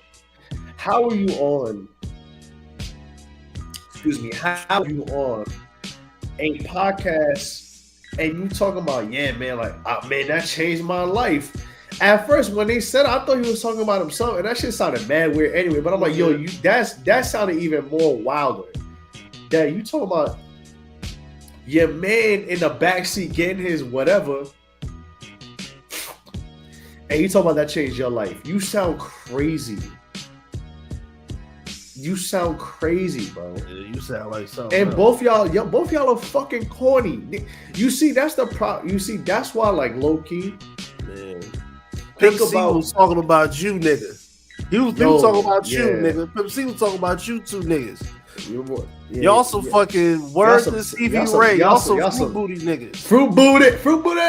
Yeah, they some fruit booties. Fruit booties, yo. Nah, they some yeah. We got booty ass niggas. We about to bring that word back. Fruit booty. That's fruit booty behavior. Yo, fruit booty behavior. Oh my god. I just get excited because another man just pulled out. He pulled out the hammer. You like, yeah, my whole life has changed. Nah, man, that's some tender dick boy ass shit. First of all, you turned around. Why are you turning your neck? Why are you turning around yourself? Why are you volunteering to turn around while you in the car? You wanted to see. What you wanted to see? Her or him? Tell me. Actually, basketball reference. We got to see if Nick Young is even better than Jalen Green to be talking. Like, my nigga, you not even know it. Like, because right now, Gilbert Arenas is a fuck nigga, but he's not better. Gilbert got stats over him right now. But Nick Young, you can't be talking, my nigga. You is a career 2K nigga. Hey, you a fucking NBA 2K nigga. You know what, man? One day, you know what's crazy about all that? You realize the people that Gilbert Arenas was in company with. Hold on. Green card. Hold on. It was you, nigga. Wait, we're not even gonna get to that shit. On the court, just think about like who Gilbert Arenas was mentioned with, like had a spark when he started. They don't even talk about her no more. We don't even talk about him no more. Fruit booty behavior. Like, you're more known for being a fruit booty, a chatty patty, a tender dick boy, than you are for being like a basketball player. It's crazy. A bad Which bitch. is crazy. Like, that's crazy. Like, him and Nick Young really the Ren and Stimpy of NBA podcasting. Fucking egregious. Nasty. Like, look at, like, come on, man. Like, bro, you on the camera talking about, oh man, when she was giving you know what I'm saying, that changed my life. What the bruh, that's terrible. Like, y'all are terrible OGs, bro. I would not want my young boys around them because they just terrible. Like, that's terrible. Like, you get money, they ain't a perfect example, like getting money and being corny. That's what I'm saying, man. Certain niggas just got that corny, and certain niggas got that white juice. It's just once the nigga spray you with that white juice cologne, it's hard to get that stench off. I'm saying, bro, like these dudes are out of pocket, like severely out of pocket for this shit, man. We need to have some regulation in regards to like who has a podcast again. Cause this is crazy. Like, you could have, like, even though if you did it on FaceTime, you was still corny, but like y'all could have kept that shit to yourselves. Why are you recording FaceTime? Come on, man. Fruit booty behavior. I'm not even gonna get into it, but that is fruit booty behavior. What Stevie Ray say? Fruit booty. Yeah, that's crazy. That's exactly what they on. That's crazy, B. That's crazy, bro. My father never told me to be like that. I'm trying to just wrap my mind around it, but it's just somebody paid for it. You didn't pay for it. Told me keep that shit private, no pillow talking, and you don't lie on your dick. You ain't paid for it. So that means don't turn around, nigga. Look forward. If you ain't listen, hear me good. If you ain't paid for it, this is what you need to do. You need to figure it out. Get it together because somebody paid for it. You didn't pay for it.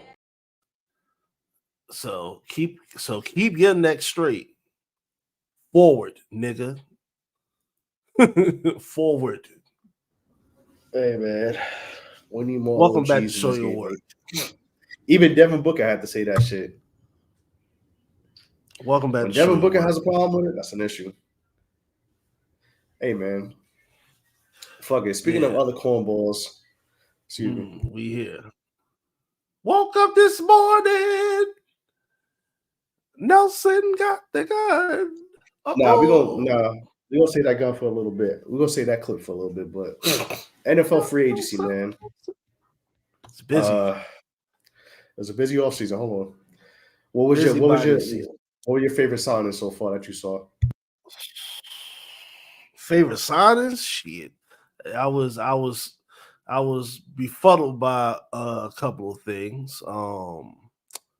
But truth be told, I'm not mad at Kirk Cousins getting that bread.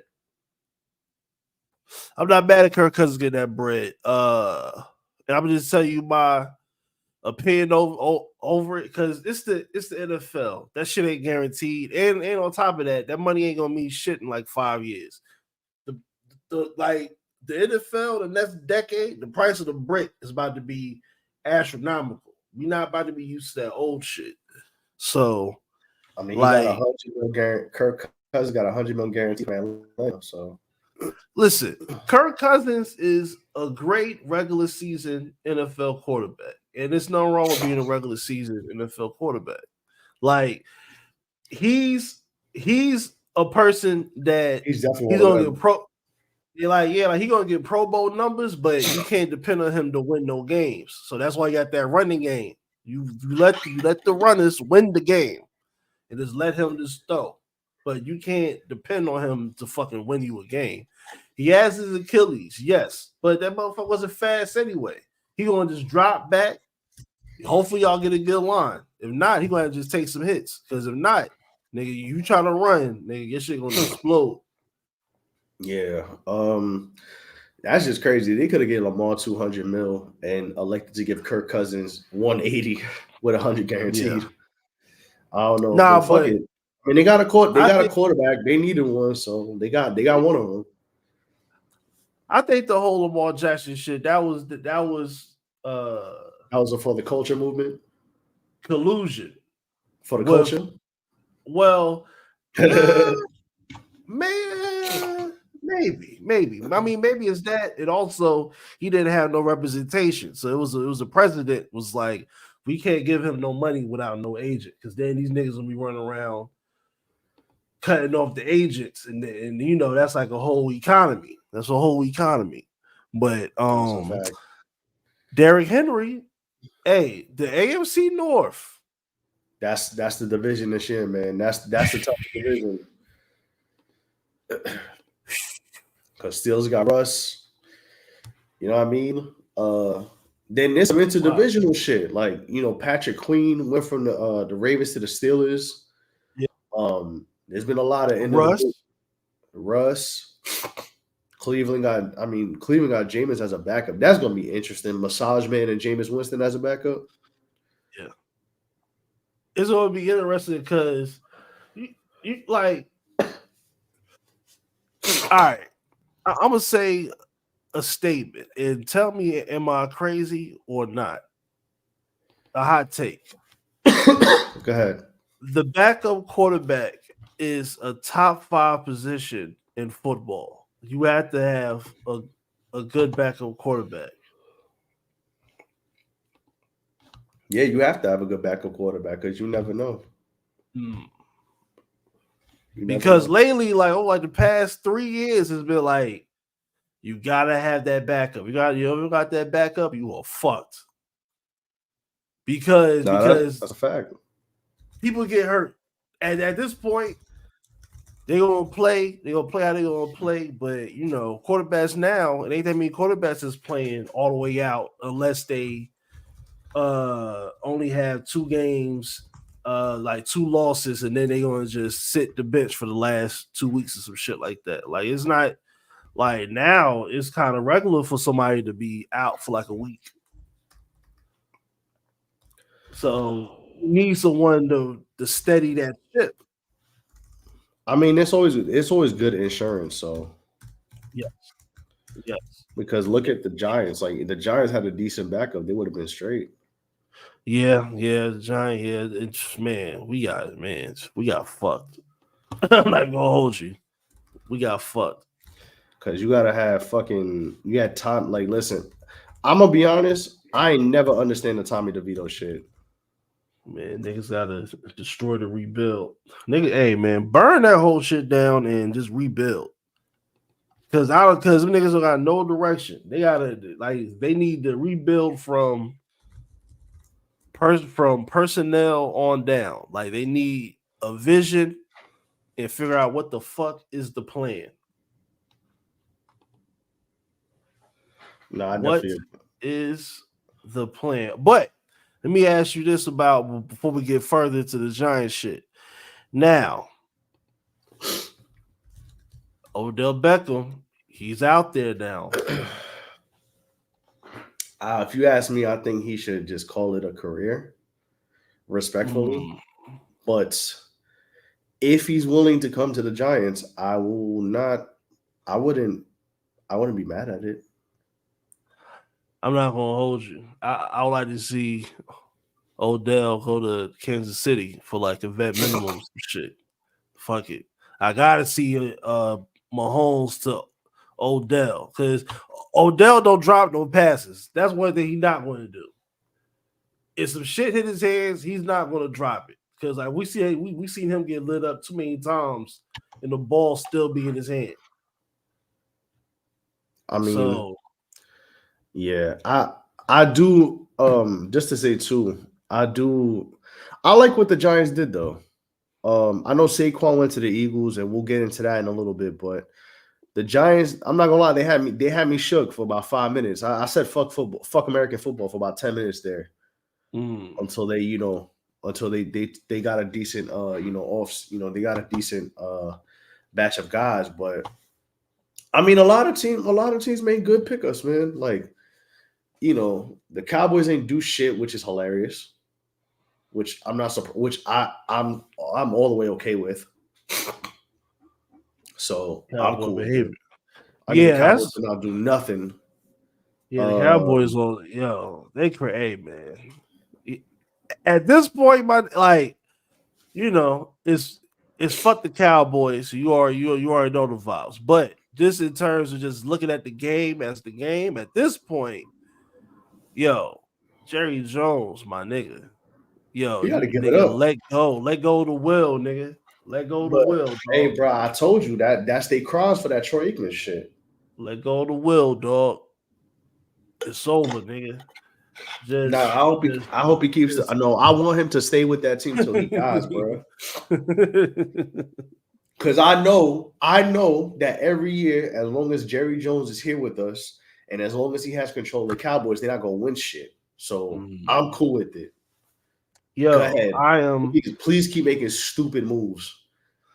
I am high off of this conspiracy theory kush. I have another conspiracy theory for you.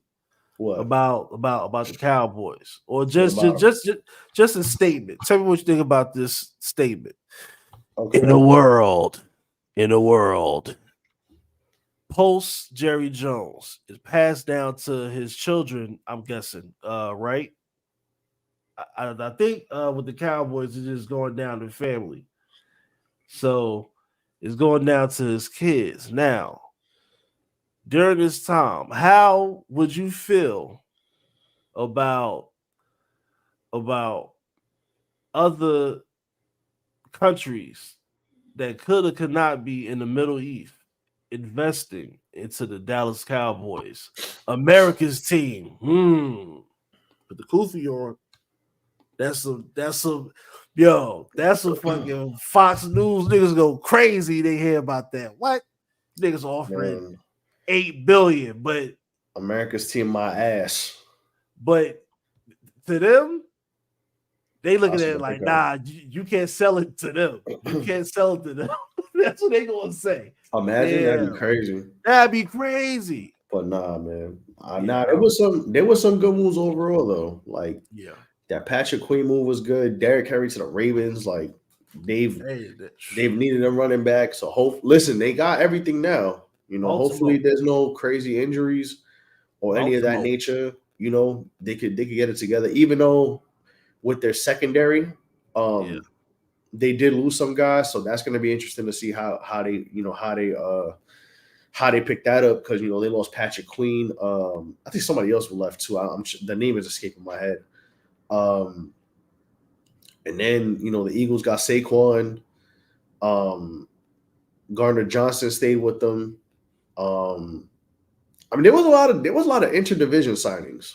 Yeah, I think the Lions got somebody from the Bengals. Big boy. Vikings got I'm forgetting his name right now. So sorry. Yeah, I forgot his name. But Lions got a good DT. God bless. Shit, Vikings got Jones from the Packers.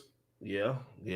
Oh, and Because Josh Jacobs went to the Packers, so they pretty much cut Aaron Jones off principle. Joe Mixon to the Texans also. And Simone Biles put the call in to the city of Chicago. She said, "This is Moan. This is Moan. This is Moan. Comma. Don't forget the comma. Sign my nigga." That's crazy. That's hilarious. XOXO. Okay, bye. Yeah, he did go to the Bears. Yeah, Owens went to the Bears. Mixon went to the Texans. Because I think she's from Chicago. I think Simone Biles from Chicago. I don't know where the hell she's from, but I mean, good for him. He got a contract. Yeah. Hey. He Kirk Cousins to Atlanta. He ain't a bum. Boy, I ain't gonna lie. The Giants had me shook real quick, but they rebounded, and we'll get to them. Also, KC made some good signings, like Hollywood Brown's about to go there. They may get Mike Williams. Hey. So now the wide receivers are, that wide receiver issue that Pat Mahomes won without. That's about to get solved. They re-signed Chris Jones. Gave Chris Jones his bag. Casey had a pretty good signing. Like they got Chris Jones, and they worked on the wide receiver group, which is dog shit last year. I might place a North Carolina bet on Kansas City. You think they 3? Yeah, they might do it, dog. They might do it. And then honestly, how good the NFL has been, this would be the NFL at an all-time high, my nigga. You got a fucking you got this young black man who has turned himself into the Michael Jordan of your sport. And at this point, because you know how the nigga winning the NFL championship is harder than the NBA championship. If you look at it from a logistics point, like from there, moving over, repeat, and you already got 3, and you're not even nowhere, nigga. The word wash is not even, or old is not even associated with your name, nigga. So, hey, man. And they paid Chris Jones. So, what they need to do is figure out who is, they need to figure out who's going to be at the, my man, Travis Kelce. They got to find the next young, hot-handed tight end come out of college over the next two years or so. That's what they got. They picked up my man from the Bengals, Ish. I forgot his last name, but they picked him up, and that's a good pickup for them. Yeah, but I'm not gonna hold you, yo. The NFL, if the NFL get that 3-peat off, that'd be amazing. That'd be amazing. That'd be one of the best stories in sports in like damn near 10 years. That'd be crazy. God, bro. Back to the Giants. Damn. Irv Smith, not Ish. Irv Smith. Thank you, Earl. Irv Smith, yeah. So that may be like their tight end and waiting, but yeah. So the Giants had an interesting day yesterday. First, Saquon left to the Eagles. We should have paid that nigga. We should have paid him 2 years ago when he asked for it. I'm gonna be honest. As annoyed as I was, I think it was more so that he went to the Eagles and the Giants ain't offer him nothing. Oh yeah. But if they didn't make any signings, I would have been pissed about it. But Joe Shane trying to make up for, losing Saquon and said, nah, we're going to put that money toward the trenches and toward the premium positions. So he considers the premium positions like the defensive line, the offensive line, the front seven on defense. And then you could get to the running back and the safeties when you get to them. So they should have done this 2 years ago. They should have. But unfortunately, the Giants in the last 10 years, since that last Super Bowl, have been the Knicks in the mid-2000s. making terrible decisions, letting people go for nothing, signing guys they shouldn't have signed. Maybe, and I mean, it may go down to the point that the Giants should not have drafted Saquon. Because you remember, did you hear that? I forgot. Yeah, I think it was, if you was going through all this, you're right. If it was going to lead to just him, that you just getting hurt and then just not building a team around them, like you know what I'm saying? Dave Gettleman niggas got shook after he got hurt. The front office got shook, even though we was like, yeah, he get hurt. Okay, he might get hurt one time, all right. But they got shook.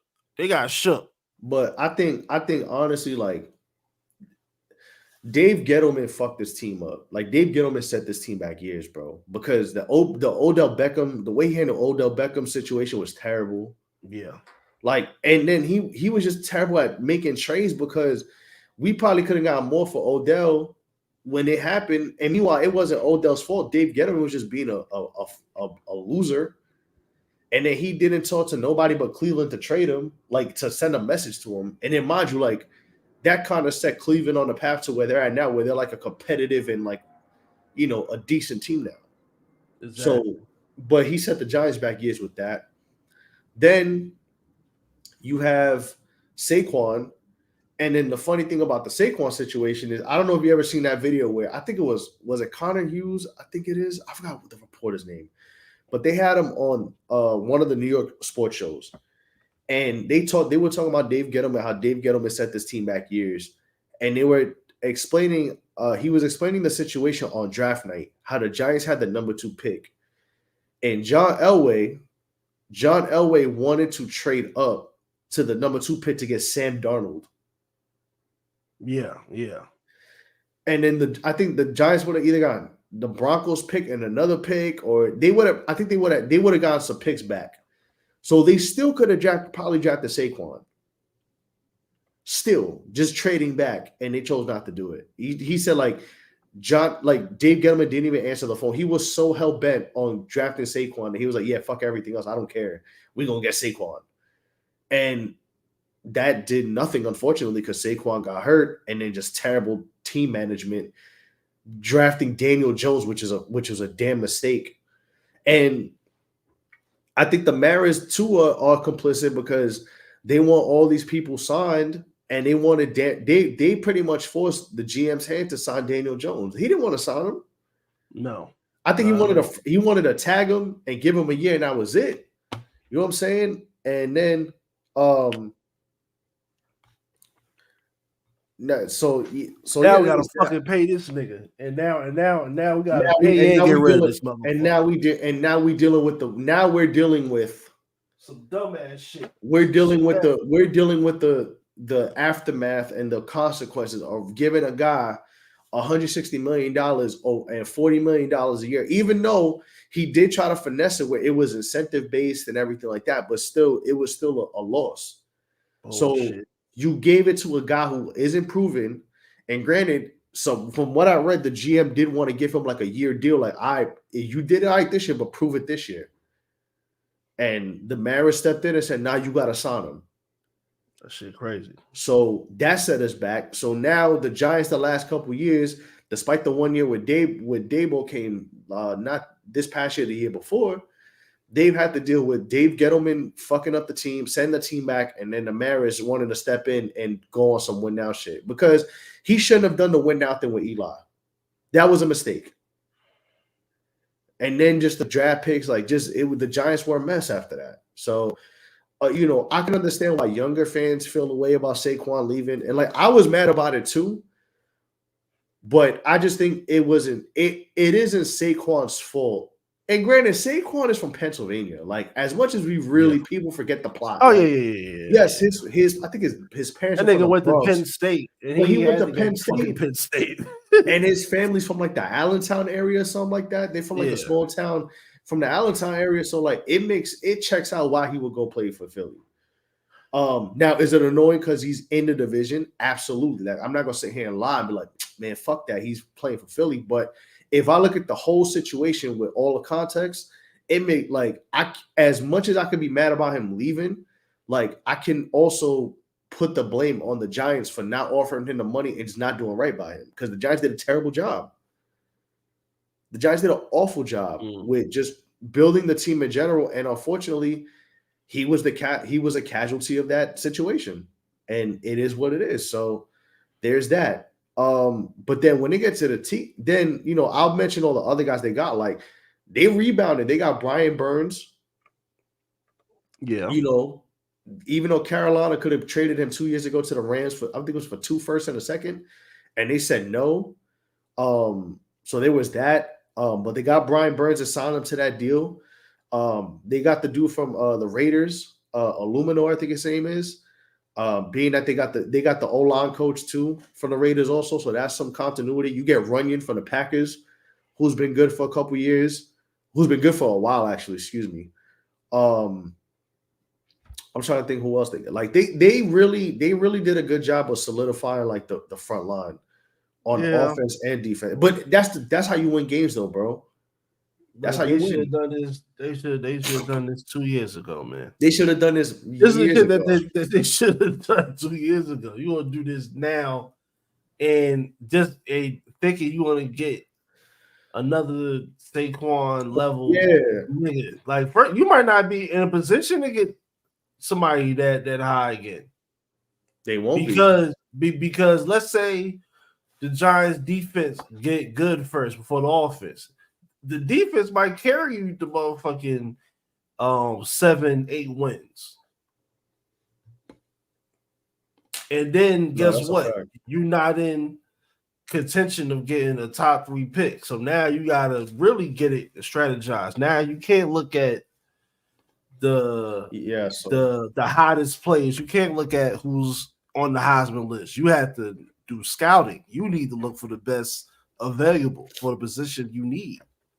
Right. Especially for a fucking quarterback. Nigga. Now it seems like trying to find a quarterback is hard because they still digging up niggas off of the couches at 43 years old. Right. Shit. And even with Saquon, like, yeah, it was a best available thing, but like you could have went about it a better way. You could have, if you had to trade back to get him, I would have done it. I would have done it and just take the extra second rounder and grab and get somebody else. But Vin, you right, they shot the ETH, shot the Black and House table. You know what I'm saying, but shot the ETH. But Sky High Entertainment. But with the Daniel Jones getting the money over Saquon, like I understand the running back position and like the nuances with the money, but still, I would have rather gave Saquon a 2-year deal over, you know what I'm saying, over giving Daniel Jones $40 million. Like that's not a $40 million player, and that's what they're gonna have to deal with. Now you're gonna end up having to pay this motherfucker after you leave. I hope with what they did, I hope that with them strengthening the trenches, I think that's the best way to go about it, because usually teams that win games and teams that win Super Bowls always either have a good front seven or either have a good O-line.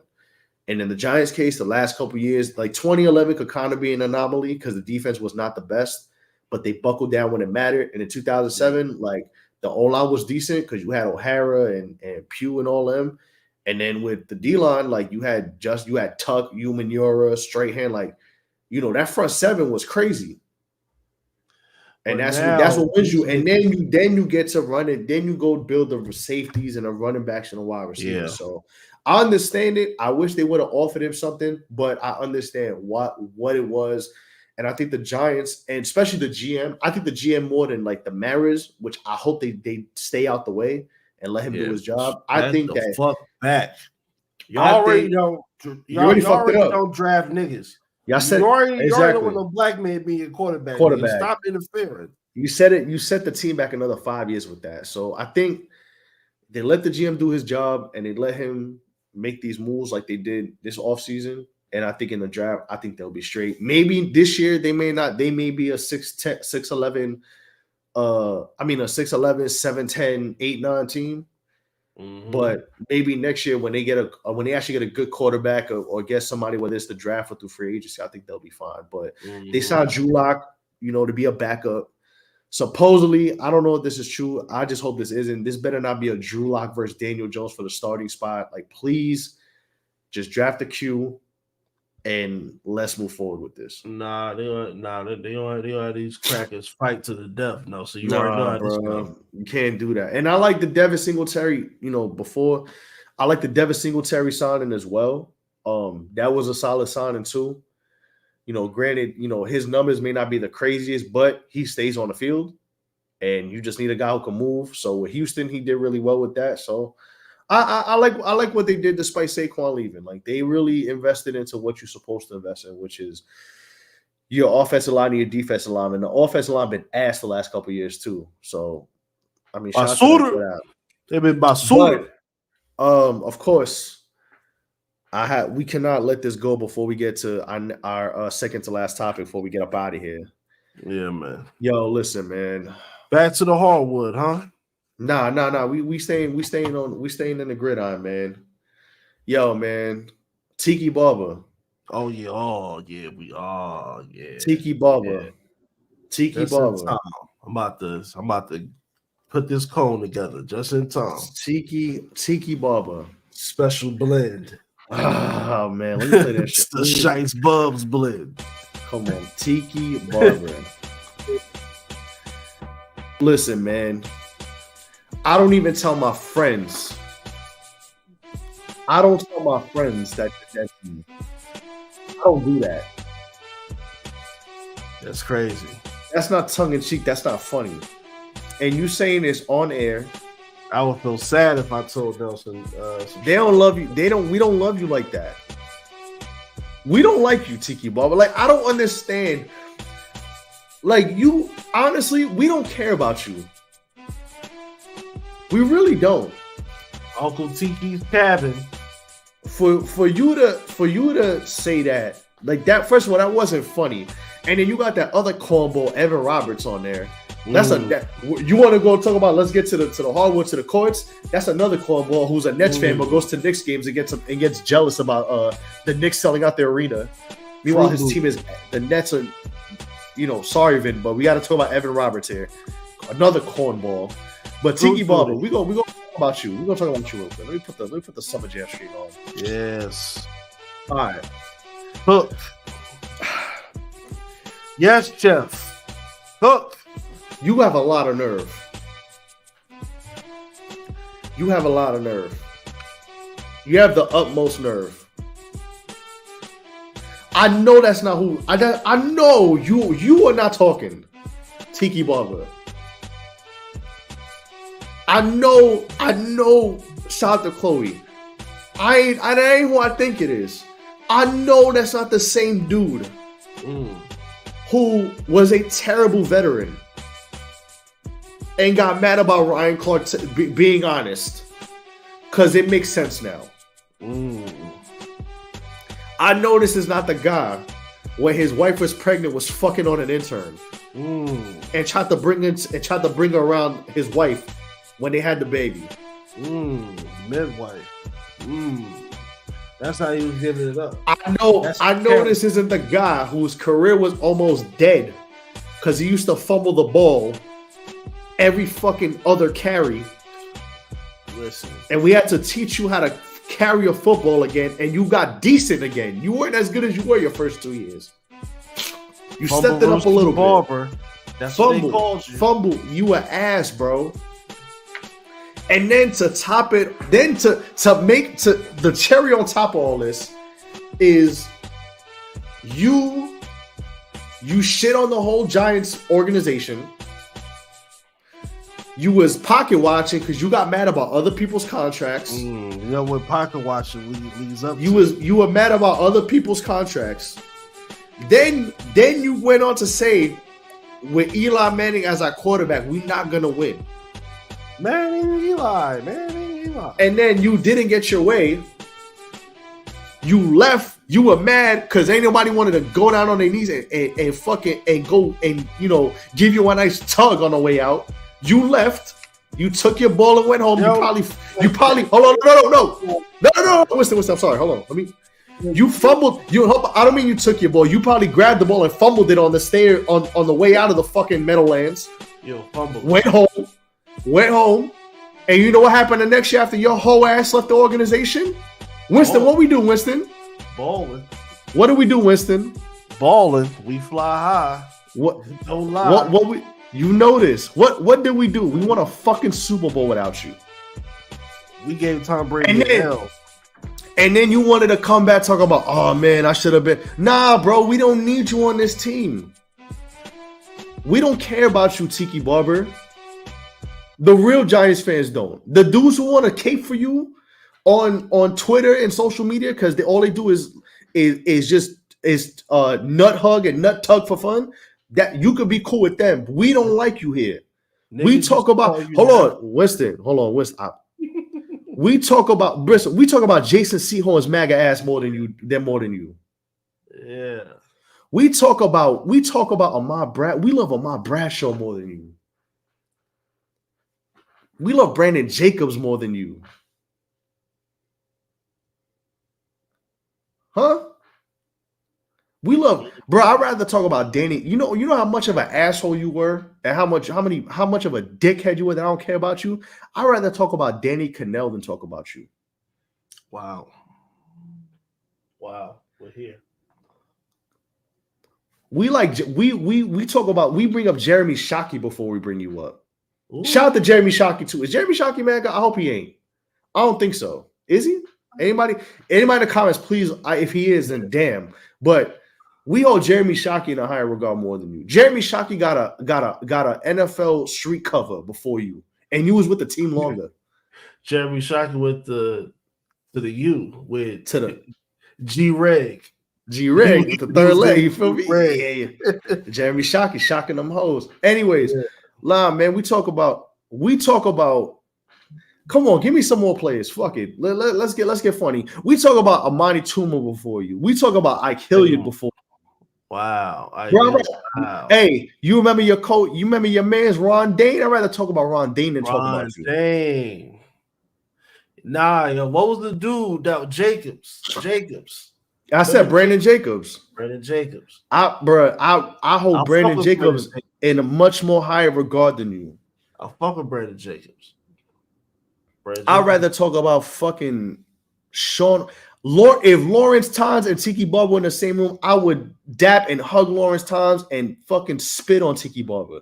Damn. We don't like you. We don't care about you. We never did. You was cool, and then you had a spark when you started, but now you're just garbage. You're a terrible human being. Your brother was better than you. You see, you could have you the evil twin. Like you could have just been like Rondé. You could have stayed low, got your numbers, got your Super Bowl, got to the Hall of Fame too, mind you, because Rondé in the Hall of Fame. You are not Tiki Barber. But no, you go on the radio. You was thinking, oh man, they love me in New York, and I'm gonna just go to the radio and I'm gonna go do TV and radio, and everybody's gonna forget about everything I said, throwing everybody in the Giants organization under the bus, from pocket watching contracts to our quarterback, Eli Manning, who, as a vet, you should actually put some hope in him, but you chose not to. So, this is what you deal with. We don't care about what you say. We don't care if it was funny. We don't care if it was tongue-in-cheek. You're a cornball. You're fucking phony. I hate your face. I hate these little fake fur vests that you wear on radio. Like, you look terrible, and you're corny, and your football acumen is terrible. I don't care what you have to say. All right? You're dead to us. Don't say you dead to me to Saquon. You dead to Giants fans. And I mean that. You stink. And I'm so glad that you retired when you did. Because we got 2 Super Bowls in 4 years. If we had to go to the 07 Super Bowl, we probably would have lost because your dumb ass would have fumbled the ball. Or we probably would have lost to Dallas in the first round because you didn't know how to run the ball at that time. So I'm going to just say this. Shout out to Ahmad Bradshaw. Shout out to Brandon Jacobs. Shout out to Ron Dane. Shout out to Saquon Barkley. Shout out to Devin Singletary who about to pull up for us. Like, I don't give a fuck about no fucking Tiki Barber, man. Fucking cornball. You're done. You fucking ball ass bitch. Uncle Tiki's cabin. Bitch. You a bitch. And your brother was always better. Shout out to Rondé. Fucking lame ass motherfucker. And that skin is looking light, brother. Fucking bum. You fuck with Tiki Barber Winston? That was your man's? That skin is looking very bleachy. Hey, nigga, my father used to call him words, nigga. My father like used what? to call him, yeah, nigga. That's Styles P, nigga. The word that we used to say, but we can't in public no more. Words. Niggas are saying words. Come on, man. Fucking that's a fruit. That's another fruit booty motherfucker. We can't say those words. Nah. We can't say them words. We can't say because that plot lines wouldn't fly. But yeah, Tiki Barber another tender dick fruit booty motherfucker. Just fruit booty. He's a fruit booty. Hold on, let's go to the comments before we wrap. We get to his last topic. You can just tell by how his mouth curl up when he smile. Nah, yeah, he got one of those sinister like. Yeah. Why is your mouth that open when you smile? Like, why you want them to see the fucking back of your teeth? It's a certain thing about, you know what I mean? You ain't got no facial hair. How you got no facial hair, but your brother got facial hair? Who you trying to? All right, now, all right. Hey, man. Listen, man. I don't even buy others tees when they got hugged. I'm not stepping to MSG just because hey. That's what I'm saying. Stand by your team. I don't know what this is, but this Stand is by your team and your podcast L's. weed right here. This is weed for podcasters. Jeremy Shockey, man. I told you. Shout out Jeremy Shockey, man. Shout out to the Giants. Shout out to the Giants who believed in Eli Manning and stuck with him. Not your bitch ass Tiki Barber. Fucking bum. Shout out to Ryan Clark too. Ryan Clark said you was a terrible vet, and then you got upset and said, "Oh man, he's a fool." No, he was right. That's why he went to Pittsburgh because you're stupid ass. Nigga say he's a fool. You miss the T, nigga? He's a fool. No, you a bitch. That's what you are. Anyway, speaking of Chloe said Tiki definitely has that look. Speaking of fools, man. NFL gonna be fun this year, man. Let's just say that, man. NFL is gonna be a fun. NFL's gonna be fun this year, man. With a lot of good signings. I'm looking forward to seeing how everybody does, especially with the draft coming up. But we'll see. But speaking of fools, man, Winston, your OG on the Lakers, man.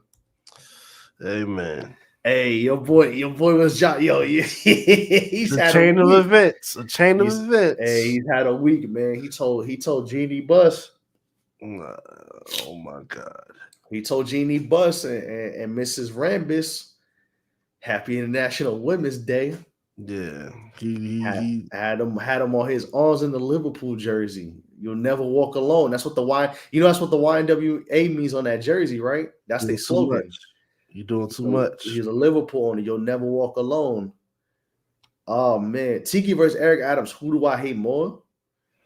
Shit, that's tough. Wow, that's what I'm saying.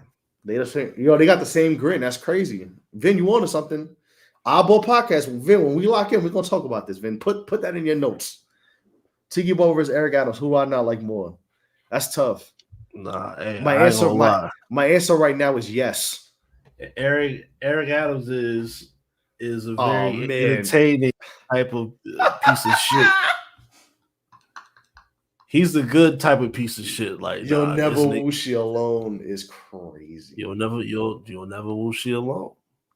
What the fuck is wrong with this nigga? Anywho, LeBron James. You'll never whooshy alone. Larry, I know you locked up. I tried, Larry. Anywho, LeBron James, man. So LeBron James last week, he told Jeannie Buss and part of me, I'm forgetting Mrs. Rambis' first name. Kurt Rambis' wife. First of all, that's his wife. That's his wife. I mean, I don't know. You know, Listen, he told them Happy International Women's Day. You know what I mean? We seen the picture. Jeannie Buss was on his shoulder. Both of them was on the shoulder. Mrs. Rambis was on the other shoulder. You know what I'm saying? It was hanging on to that strong black man. Strong black man. And then, which is funny. LeBron is a funny guy, man. He handled it really well. He handled the best he could. He didn't get touchy feely. You know what I'm saying? He's just like, all right. He kept his hands to himself. He kept his hands to himself, kept his head on a swivel, was focused. And then we got the picture. Then we got the picture, which I don't think that was anything context, but it was funny. When it was at the game, at the USC game, you know what I mean? And then it was all good just a week ago because after that game last night, your man was on a PCH or whatever highway that was with the Speed Racer glove going 80, listening to some R&B. That'd be crazy. Speeding. Nah, man. He was my man was going down the freeway listening to them 8-minute song. He definitely listened to one of anytime. First of all, I'm gonna tell you where if it is issues where the first fuck up was spotted at.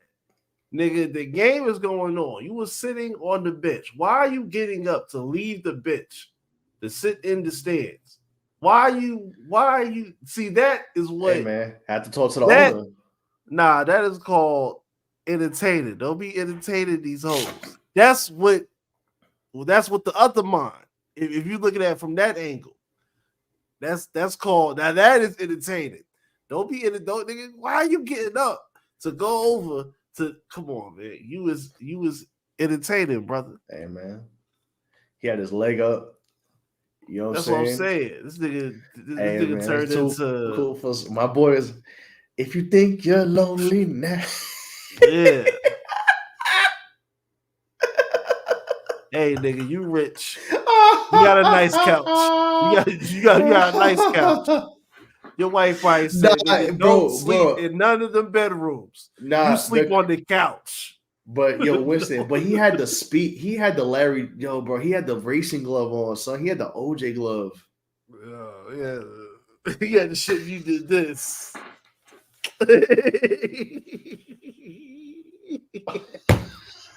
He was in there whipping and dipping. I'm locked and loaded. Yeah.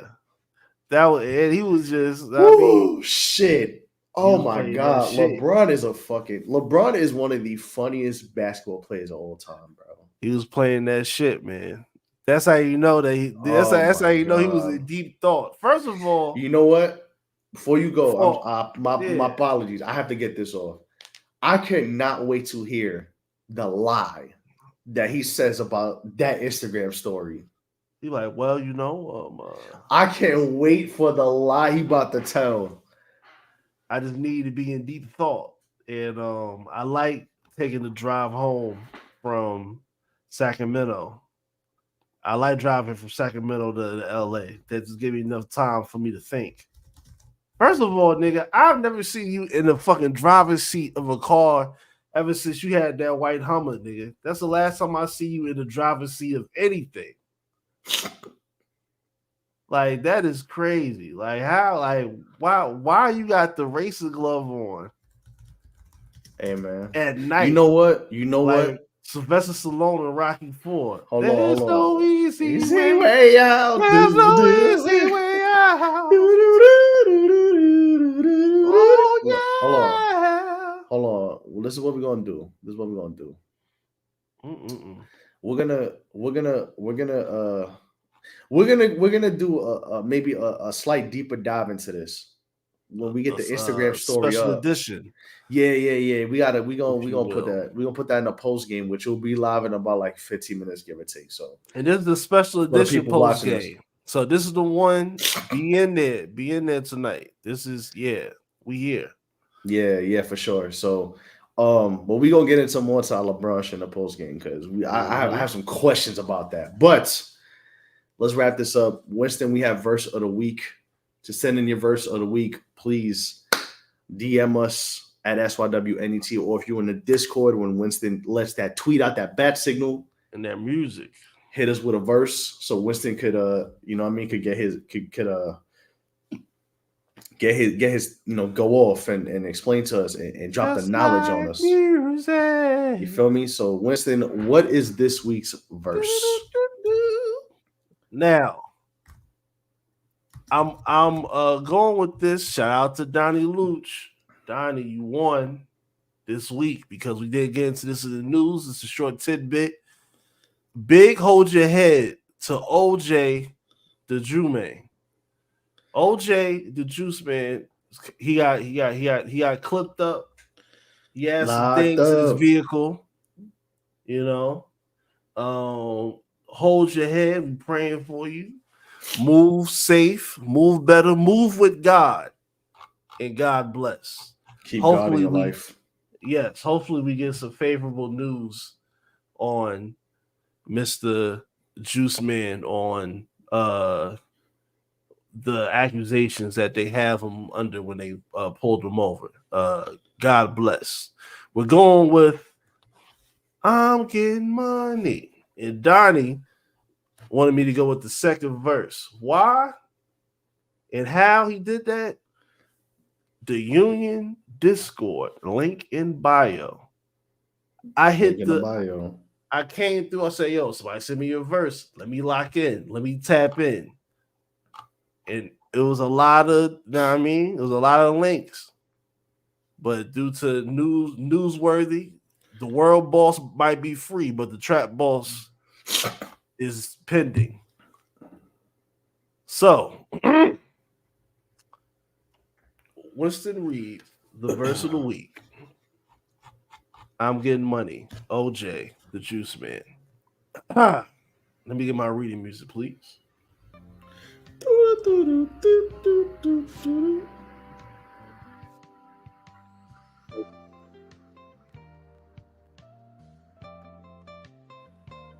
I'm getting money. Dog busted down. The chickens and I did it for the hood, dog. Hey, goddamn. I got hundreds pulled up at the mall in the 4 to 5 Hummers. Pull up on me. I got it on me. We at the mall. You know what I mean? And back then, that was when you shopped at the mall for the actual clothes. You wasn't online shopping. And this is where the girls at the mall. So you get the girl with the cloak. Come on now. Weatherman report. It was snowing for the summer. Plus, I got those things going for a good number. Moving in the Grand Prix. Same color as thunder. Same color as thunder. Now, right there. Weatherman reported it was snowing for the summer. So we already started the scheme right there, Dawson. We started the scheme right there. Mm-hmm. Plus, I got those things for a good number. A double Aunt Andre, as they will call this. A metaphor. A metaphor. You know what I mean? Shout out to Noam Dar, the Lash Legend in Jakarta. You know what I mean? No, shout out. Moving in the Grand Prix, same color as thunder. The Grand Prix is a fast car, but it's also, you know, that's a roadman vehicle. That's a fact. You got the roadman vehicle, you know you do a roadman thing. Roadman thing, them. Take a bitch to the popper. Through for a short supper. Niggas look like an Amazon. Lit jungle. A ring on my pinky. Cause I'm doing numbers. 6 cell phones. You know what I'm saying? 6 cell phones. Got jumping like Pongo. In the trap spot, we smoke nothing but fruity mango. See your bitch in the club and she be like, hey, let's mingle. I'm fucking with the DJ to play my new single. Hey, young Juice Man, like Pringles. Stacking up this paper. Shorty, that's a sequel. Come on, man. Come on, man. Juma. I'm getting money. Okay. I'm getting money. Catch me in your trap and I'm staking the money. You already know, man. So salute to OJ, man. Salute to OJ the Juice, man. Hold your head. Hold your head, my brother. Stay strong. And then figure out what you need to do to not be in this situation again, my brother. You were not a young man. You were not a young man, brother. It's time. It's time. That's all I'm saying. But, man. Thoughts and prayers to OJ the Juice, man. Hey, bro. Yeah, man. Praise up for him, I guess. Thoughts and prayers to everyone that's going through something this week as well. Word. What they say? Pray for me like I pray for you. That's what I'm saying. Pray for me like I pray for you. Look, unless you're Tiki Barber. Anyways, we out of here. Or unless you're Shaun King too. We ain't praying for y'all. Listen, man. Another episode. This was my flu game, I guess. I hope my voice wasn't as terrible as I thought it sounded like. I will sound a lot better next week, I promise. But we appreciate y'all for tapping in. Shout out to everybody in the chat. We've had the same. We've pretty much stayed at the same number all night, which is great. I love that. So salute to y'all for sticking around for the whole episode. As we get into this journey, Salute. So shout out to everybody. Shout out to everybody in the chat, man. Shout out to all the homies. Shout out to the union. Shout out to all our brothers and sisters. Y'all know who y'all are, man. We don't need to mention. We don't need to. What said doesn't was understood doesn't need to be said. You feel me? So shout out to everybody for tapping in. Again, follow us on all platforms at SYWNET. # free DJ Larry at the Wooshi. Patreon.com/SYWNET. We got some content in the works coming soon on that for sure. As Wednesday, you got anything else to say before we get up out of here? Love, peace, hair grease. Guessing from the stands every week. Mid-Cards and Catering. WrestleMania season. Icon episode 3. Icon episode 3. Shout to Gabby. Shout to AJ. Shout to Bundy. MKU every Wednesday. That fucking JBP shit is dead. It's MKU. MKU is the new JBP in terms of flourishing and rising to the top. So salute to them. Salute to Asia. Hey, Asia. Oh my God, bro. Shout to everybody else as well for sure. Shout to Reggae Boys. Eyeball, Reggae Boys. Critically Unfocused. Critically Unfocused. Man. Funny. Real critically unfocused. Man, y'all on one. Y'all have been on one recently. Oh man. Shout out to y'all. Man. Black and Out Table. Man, shout out to everybody, man. Random Acts. Shout out to everybody, man, for sure. Everybody's on a roll. Everybody who's doing your thing. We see you. We appreciate you. Shout out to y'all for the support. And next week starts the bracket. The March Madness bracket, the blog era. Again, you will find out who is on that bracket next week. I'm not telling you a damn thing. So we'll see what happens next week, 9:00. Wow. Otherwise, listen, man, we'll see y'all. If you're in the Discord, if you're in a Patreon, post game will be up in the next 10 minutes. Otherwise, lock in lock in. We will see y'all next week. Y'all already know what it is. Thursday, 9:00 Eastern. And on that note, man, see y'all next week. Peace. One love. World, free the world, boss. One love.